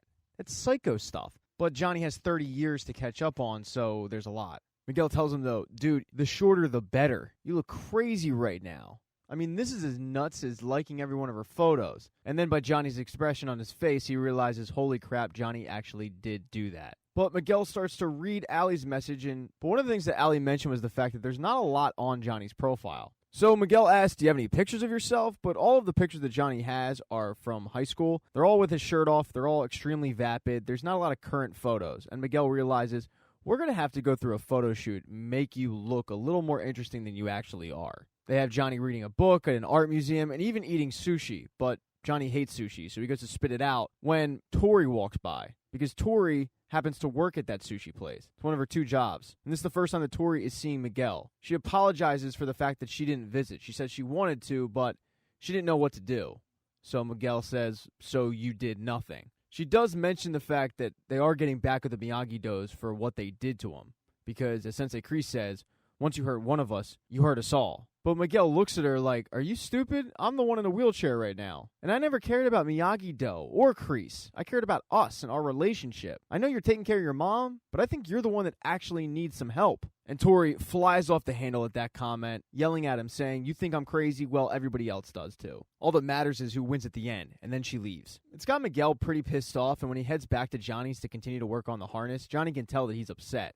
He tries to motivate him by saying, so what? You saw your ex-girlfriend. Get over it. But Miguel takes umbrage with that comment, saying, hold the phone. We just spent all day taking pictures of you to make you out to be someone you're not for your ex-girlfriend. He then yells at Johnny for giving up, saying, you let Kreese take your dojo. You let Eli and Tori think you were soft. But Johnny shoots back that bringing Cobra Kai back was a mistake. He never should have done it. But Miguel doesn't agree with that at all, saying, look what happened. You helped a bunch of people, but then you walked away from us. Just like a pussy. You're a sensei, and if you can't see that, then you're blind. But then Johnny notices that Miguel is standing on his own 2 feet, not using the harness. And all of the bad blood and anger that's in the room goes away, and it gets replaced with pure joy. And later that day, Johnny starts to write Allie back this really nice message about who he is, how he's helping kids, how he's become a sensei. But then he does the typical guy move, deletes the whole thing, and just hits her with a, not much, how about you? Now, also in this episode, you get more of the backstory on John Kreese. Over in Vietnam, he got brought into this secret division of Green Berets that were led by a total hard ass of a captain. The captain started teaching him hand-to-hand combat and really taught him the art of no mercy. John Kreese wasn't always this kind of guy. He was willing to show mercy at one point, but the captain instilled in him that if you do that, you're going to die. During the training, though, the captain gets word that something happened with Kreese back home, but he tells the messenger, never speak a word of this to Kreese. He doesn't need to know. It's just going to distract him. And then they continue on training. They get their first mission, and it involves blowing up a local village. And Kreese is tasked with pushing the detonator. Problem is, one of his fellow soldiers is in proximity of the detonation. And he's waiting and waiting and waiting for this guy to get out of the way, but he won't. The captain is yelling at him to just push the button, but Kreese can't bring himself to do so, and it gets the entire group caught by the Viet Cong. And Kreese is forced to watch his fellow soldier get shot in the head as his captain is blaming him the entire time. So this event in Korea really messed with Kreese's head. The current day Kreese, though, is recruiting like he's in the army, going out there and realizing that Cobra Kai needs some athletes. He gets Kyler, who turns out is a really good wrestler, and Kyler's buddy, the male version of the comedian Fortune Feimster, who's extremely strong. They, along with a couple others, have agreed to join Cobra Kai. But the rest of the members of Cobra Kai are kind of celebrating their Miyagi-Do victory, especially the fact that Eli broke Dimitri's arm. But then all of a sudden, in walks the new group. And Eli is getting flashbacks like PTSD from before he became Hawk, and Kyler and his buddy bullying the shit out of him. He immediately walks up to Kreese and says, Sensei, I don't think these guys are Cobra Kai material. But Kreese shoots back, they're natural-born athletes, and you're the one who said we need more people. So I got more people. We need people like this. So they all get in position, and then all of a sudden, Kyler and Fortune Feimster recognize Eli. And they once again start making fun of him, but Eli doesn't stick up for himself. Not saying a word, reverting from Hawk back to Eli. The lesson, though, for the day is to find out where these new recruits are, and Kreese starts matching them up. The first matchup is Kyler and Assface, a.k.a. Mitch. I feel like Assface is kind of derogatory, so I'm just going to call him by his birth name, Mitch. And Mitch gets the first point, kneeing Kyler in the face, but Kyler's a really good wrestler. And he ends up taking Mitch down with ease and submitting him. And then he gets directed to finish him, which he does. Mitch tries to get back in line, but Kreese says, where are you going? You just lost to an untrained fighter. You're cut from the team. He just replaced you. Eli tries to stick up for Mitch, saying how he's been a good soldier and he deserves a second chance, but Kreese tells him he's just not Cobra Kai material. The next matchup is Tori and a new girl, and Tori runs through her. And the final matchup is Fortune Feimster, whose actual name is Brooks, but Fortune Feimster's a better name than that, so I'm going to continue to call him Fortune Feimster. And Eli volunteers to fight him, refusing to take any more shit from these guys and showing them who's actually boss in the dojo. Fortune thinks that he's going to have his way with Eli. But Eli murks this dude, beating the shit out of him, taking him down, and finishing him is an understatement. I mean, it's like a scene out of Fight Club. He just keeps punching and punching and punching. It actually gets pretty uncomfortable for a lot of people in the dojo. Everybody, that is, except John Kreese. When Eli finally gets up with his fists covered in blood, he mean mugs the shit out of Kyler, letting him know what's up. But that definitely felt good for Eli because he just took out all that rage that he's felt for these guys for years. Now, over with the LaRussos, Daniel has arrived back from Japan, and Amanda lets him know what Kreese did. She tells Daniel, okay, now it's time to do it my way, which involves the police. But when they head over to file a report against John Kreese, it turns out he already filed a report against her, a restraining order, because Amanda did in fact come to his place of business after hours, enter, assault him, and then leave. So, in either way, she can't be within 500 feet of him, but they can't believe that John Kreese manipulated the situation once again. She tells Daniel, okay, I have one more plan, but this one's desperate. And that plan involves inviting over Armand, the landlord. They offer Armand double Kreese's rent, and even tell him, we're never going to use that space. You can rent it out to somebody else. And that's too good of an offer for Armand to pass up. So he walks into the dojo the next day and tries to evict Kreese, bringing with him two goons that are going to, quote, help Kreese move out. But it doesn't work. Kreese ends up beating both of these guys up and has Armand call up the LaRussos, who are at the dealership and kind of celebrating their mini victory a little too early over Cobra Kai. So when Daniel answers the phone, Armand tells him the deal is off. But then Kreese grabs the phone and tells him, nice try, but you can't end this war with diplomacy. So I suggest you prepare your students for battle, because now it's open season on them and you. And then all of a sudden people in the dealership start freaking out because somebody snuck in a snake to the dealership. In episode 7, Sam has arrived back in the LaRusso's house. She went away to visit her grandmother for a little bit, but she's back. And both Daniel and Amanda apologized, telling Sam that she was right about Cobra Kai the whole time. Daniel has agreed to reopen the dojo, realizing that these kids do need to defend themselves. The only issue is, Sam has zero interest in ever doing karate again. She storms off, and Amanda lets Daniel know that she's pretty sure Sam hasn't been sleeping that well. So Daniel takes the day off from work, and him and Sam go fishing. They've been fishing in years. Actually, the last time they did go fishing was with Mr. Miyagi. That's how long it's been. Daniel tries to get out of her what exactly is going on and why she doesn't want to do karate, and she tells him, I froze. She watched her friends get hurt, she watched Dimitri get his arm broken, and she couldn't do anything. On top of it, she's having these panic attacks, and she's worried that she's never going to be able to defend herself again. Daniel lets the conversation go until they get back to the car, but has Sam walk him through what went down in the fight. She tells him that when the fight started, she couldn't really move or breathe. And it really came about when she saw Tori for the first time since the brawl at the school. Doesn't help matters that she's been replaying Robbie running away and Miguel falling over and over in her head. Daniel tells her that what happened to Dimitri is not her fault and decides to take her to the All Valley Sports Arena. Shorty knows that this is where her dad defeated Johnny Lawrence, but he says no. This is also the place where I almost lost to fear. He explains that in his second All Valley, he was going up against a kid from Cobra Kai who was beating the ever-loving piss out of him, and he wanted to quit. He wanted to give in to fear. But it was Mr. Miyagi who reminded him, you can lose to your opponent, but you can't lose to fear. That is unacceptable. So, Daniel got up, defeated him, and won, becoming the two-time champ. And yeah, what Mr. Miyagi said, Daniel needed to hear in that moment. But ultimately, it came down to Daniel. It came down to Daniel. Daniel needed to be the one to get up. Daniel needed to be the one to win the All Valley. He tells Sam, you're going to have to be the one to get up and not give in to fear. Fear lives in all of us. You just can't let it control you. And when they get home, his little pep talk worked because him and Sam go back in the dojo and start training, and she's starting to have fun again doing it. Over with Johnny, he continues to help Miguel on his rehabilitation. And Miguel does so well that they end up tossing both the crutches and the wheelchair. They head back to Johnny's place where Johnny is just refreshing the Facebook message, wondering why Allie hasn't responded yet, while Miguel is focusing on the important things, starting up a new dojo, and more importantly, getting a name for it. Johnny knows they need a badass name. Unfortunately, Cobra Kai is already taken. They also need students, and luckily, Miguel's first day back at school is the next day. So he's going to try to round up some recruits. And Miguel enters the school to an ovation. Everybody's happy to see Miguel back, including Eli, who daps him up and tells him how Cobra Kai has been killing it lately. But Miguel says, yeah, I need to talk to you about that when they're interrupted by the school bell, so they agree to catch up later. Miguel has been able to stay friends, though, with Eli and Dimitri. And this is the first time that Miguel is seeing Dimitri since he broke his arm. So he asks him, hey man, what happened to your arm? And Dimitri says, we got a lot to catch up on, and fills him in on the fight at the laser tag place and what happened. And that really pisses off Miguel. At lunch, he walks up to Eli and says, dude, I heard what you did to Dimitri. But Eli continues with this bullshit rhetoric that they're the enemy. They started it. And Miguel says, that's not what our sensei taught us. But Eli tells him, Johnny Lawrence is not my sensei. And Miguel can't believe that after everything Johnny did for this kid, he's ready to walk out on him. But Eli tells him, Johnny Lawrence betrayed us. And Miguel just starts shaking his head, saying, I know this isn't you talking. I know it's Kreese. He's gotten into your head. You know, you can change this if you leave Cobra Kai. Sensei Lawrence is starting a new dojo. And word of this ends up piquing Eli's interest, but the two are interrupted when Kyler gets the attention of the entire cafeteria. Because Kyler, sporting a sweet new Cobra Kai shirt, is bullying Dimitri and has signed his cast with a giant dick on it. All the kids in the cafeteria start laughing at Dimitri, and he's forced to just run away. Although there is one person who's not laughing, and ironically, it's Yasmin. But this outburst kind of proves Miguel's point, who looks at Eli and says, these are your new friends now? The guys who used to pick on you? Real cool.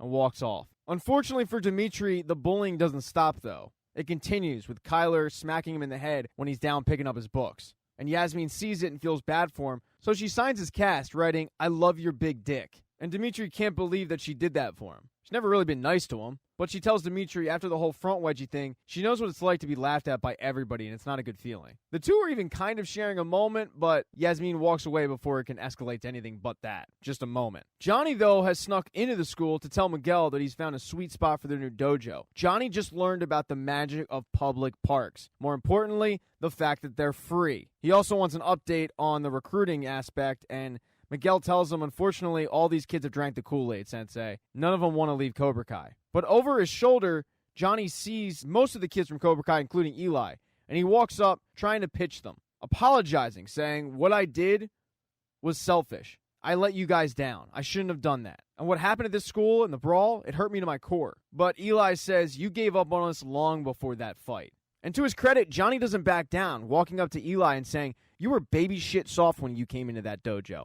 I made you who you are, not John Kreese. I did that. So if you guys want to throw your life down the drain, go ahead. Stick with Cobra Kai, stick with John Kreese. Or you can join my dojo, learn karate the right way. He gives them an address and a time and hopes that they show up. But the next day, when it's the first training session of Johnny's new dojo, the only kids that show up are Miguel and the kids who were kicked out of Cobra Kai for, quote, not being Cobra Kai material. He tells all the new kids that the dojo's name is going to be Eagle Fang Karate. And as he starts handing out t-shirts and the kids are putting them on, Eli, along with a couple others, pop out from behind a bush, walking towards them. And Johnny's pumped, as is Miguel, thinking that Eli's about to join their dojo. But behind them is Tori and Kyler. And behind them is John Kreese along with the rest of Cobra Kai. Eli tells the group, I told you guys, I'm Cobra Kai for life. And John Kreese tells Johnny, I'm not here to fight. I want you back. You belong in Cobra Kai. But Johnny says, you're crazy if you think I'll ever work with you again. What you're filling these kids' heads with, what they're doing, it's bullshit. And you're to blame for that.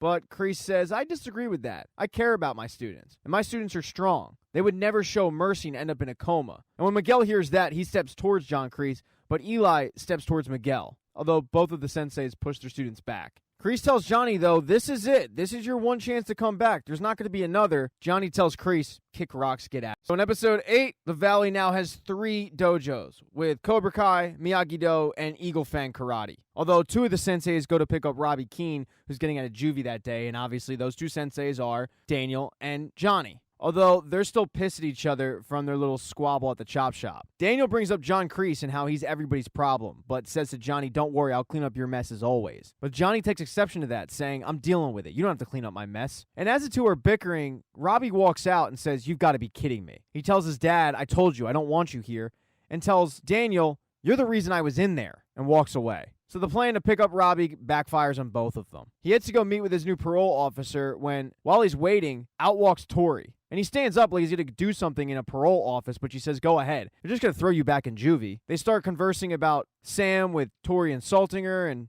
Robbie sticking up for her, but Tori warns him, Sam's going to do to you what Miguel did to me. She's not to be trusted. You'll see. She also tells Robbie, it's not right what happened to us. Everybody was fighting, but we're the ones who end up getting punished. And then she gives Robbie a tip on what to say to the parole officer. And while they were talking about Sam, Sam was running into Miguel at school. They start catching up, talking about how Miguel is no longer friends with the Cobra Kai people after what they did to the Miyagi-Do kids. But then they catch Dimitri and Yaz making out, although Yaz isn't admitting it, acting like she would never hook up with Dimitri, but she totally did, and Dimitri is totally in love. After school, though, word starts to spread to all the dojos that the All Valley tournament has been canceled. One of the reps for the All Valley tournament even goes to Daniel, telling him that after all of the bad publicity, the local government just doesn't think it's a good idea. But they are having a hearing, and if anybody can convince them to put the All Valley back on, it would be the two-time champ. After he leaves, Sam runs in and says, "Dad, you're going to save the All Valley, right?" But Daniel isn't so sure. He thinks maybe it's not the worst idea that they don't have it because it won't give Cobra Kai a platform to spew their hate and violence. But Sam says, if they cancel the All Valley, Miyagi-Do is the bad guy because everybody right now is blaming Miyagi-Do for the brawl at the school. So you have to go and fight for this tournament. And as Sam was pitching her dad on saving the tournament, Miguel was pitching Johnny on saving it. Although Johnny can't figure out why Miguel cares so much, he's not going to compete. And Miguel tells him, I'm competing. But Miguel is nowhere near ready to compete. He's just getting back in the swing of things for karate, and he can't do nearly the stuff he used to be able to. He would get his ass kicked. And Johnny tells him as much, saying, I can't let you compete. It's a safety thing. But Miguel, being a teenager, does not take that well, thinking that Johnny just doesn't believe in him. And reminding Johnny, you said you'd always be in my corner, but here you are telling me that I can't defend my title. Later that night, Johnny gets a visit from Carmen, who does something that she never thought she would be doing a couple months ago, begging Johnny to go and save the tournament. She realized that Johnny felt almost as bad as she did for what happened at that school to her son. But she also knows that there are a bunch of kids, just like Miguel, who really need Johnny, because Johnny is his sensei. So she tells him, do what you do best. Go fight for this tournament. And at the committee hearing, you've got Johnny and Daniel ready to plead their case to the committee. But the first guy to speak about it is actually John Kreese. And John Kreese is sweet-talking every single member of this committee, making Miyagi-Do out to be the bad guy. And Daniel is trying to plead his case, sticking up, saying how John Kreese isn't a good guy. Johnny's doing virtually the same thing. And it results in all three of them giving the All Valley tournament a really bad look, and definitely not changing any committee members' minds. Looks like the committee is about to rule that the All Valley is still off when Miguel walks in, addressing the committee that they need to keep the All Valley tournament. Sam ends up joining next to him, and the two of them tell the committee that karate is a great thing, and they need a safe place to do it. Karate teaches you about discipline and discipline and more discipline. All the things that parents would want to hear, apparently that's what karate does. But Miguel also mentions that when he moved there, he was bullied. And karate not only gave him confidence, but it gave him self-defense. And to take that away is taking their expression away. This impassioned speech to the committee ends up working, and the All Valley is back on.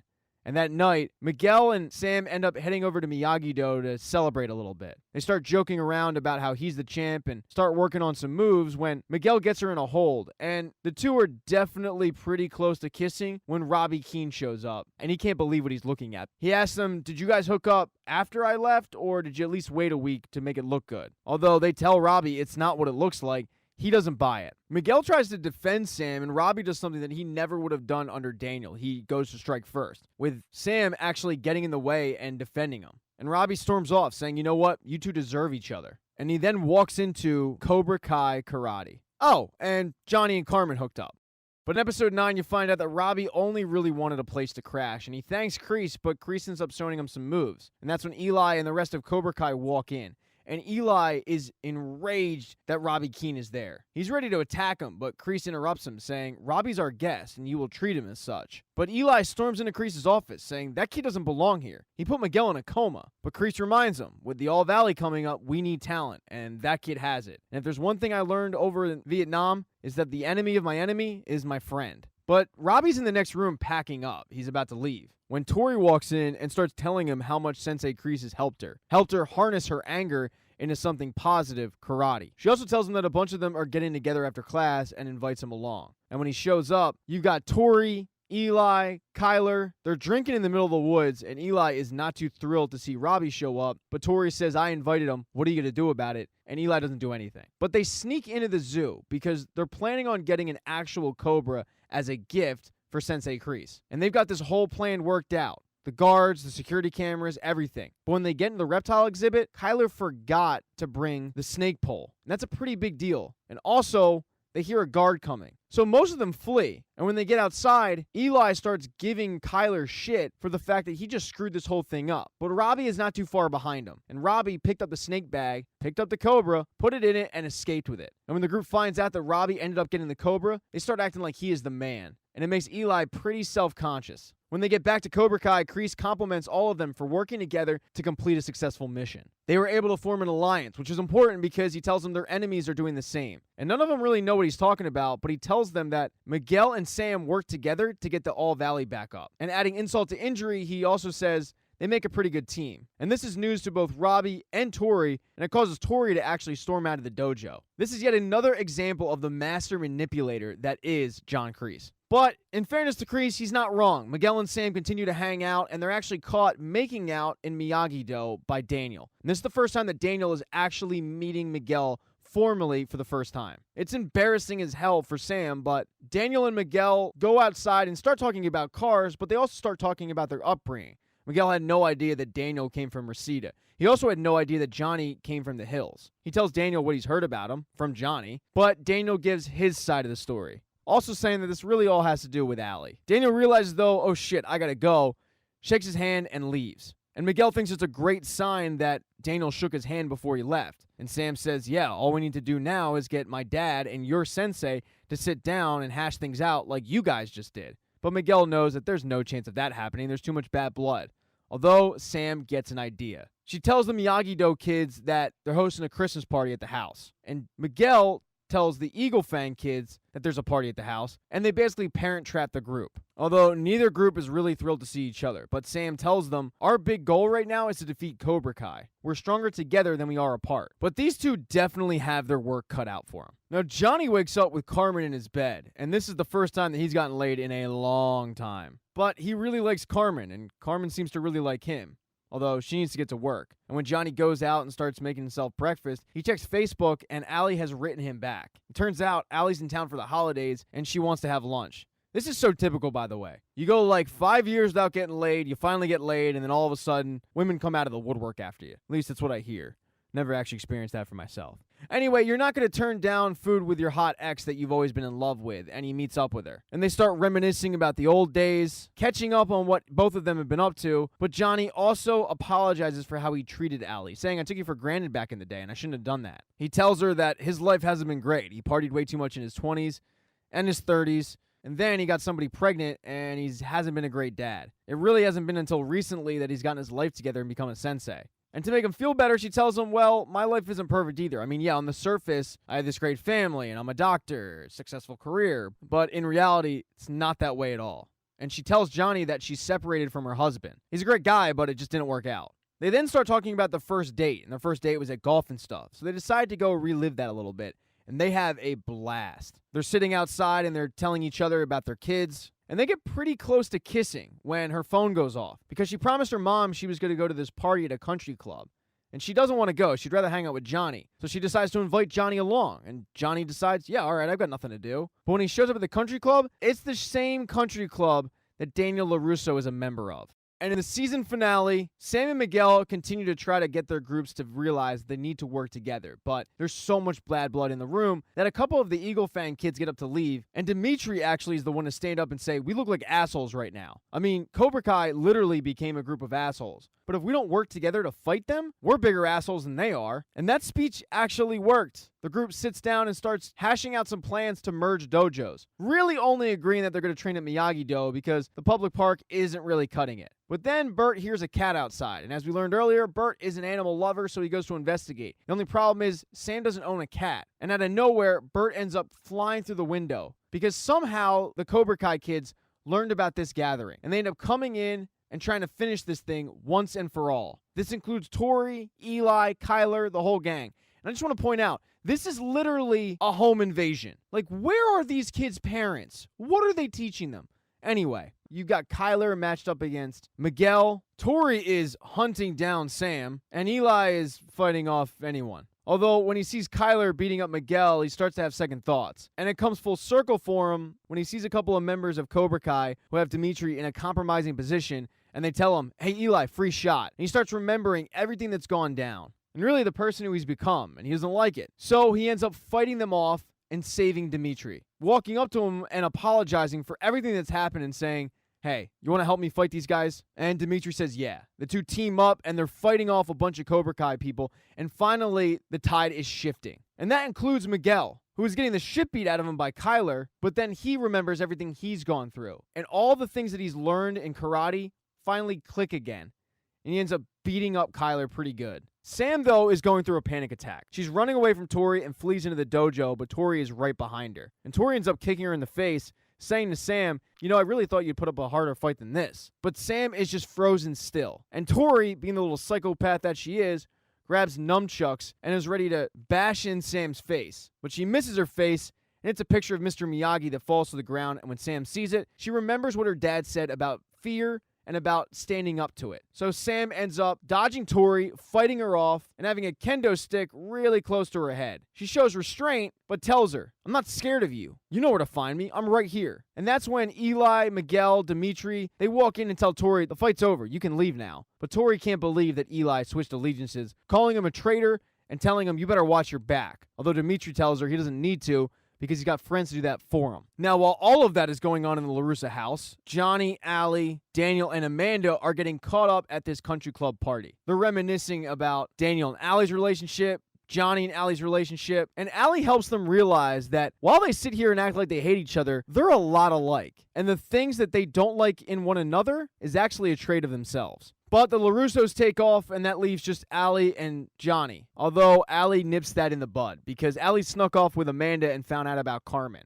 And Johnny admitted to Allie earlier in the day that he screwed up every meaningful relationship he's ever had, including the one with Allie. And it seems like Allie's not ready to let him screw up the one with Carmen, telling him, you can't live in the past. You got a future ahead of you. And the two seem to have a lot of fun that day, but they're going to leave it at that. Leave it as friends. And Johnny heads home, realizing that, yeah, Carmen's the one for me. Knocks on her door, but when she answers it, something is clearly wrong. And that's when the door opens further and you see Miguel's bashed up face. Miguel tells Johnny what happened, and Johnny heads on over to Cobra Kai to confront Kreese. But when he gets there, he is shocked because Robbie is training with Kreese in a Cobra Kai gi. Now, Kreese is pumped. He's like, all right, Johnny, here we go. You're back. 3 generations of Cobra Kai. We're going to run shit. And even Robbie says, you know, Dad, he just wants what's best for you. But Johnny ain't here to hear that. And he starts throwing haymakers at John Kreese. He gets the best of him, and he's bashing Kreese's face in. And Robbie actually has to pull him off. And when he does, Johnny yells at him, saying, you don't get it, man. You can't trust this guy. And Robbie laughs at him, saying, what, and I can trust you? You know, all those years that you weren't there, I blame myself. But Sensei Kreese is right. I can't be my own worst enemy.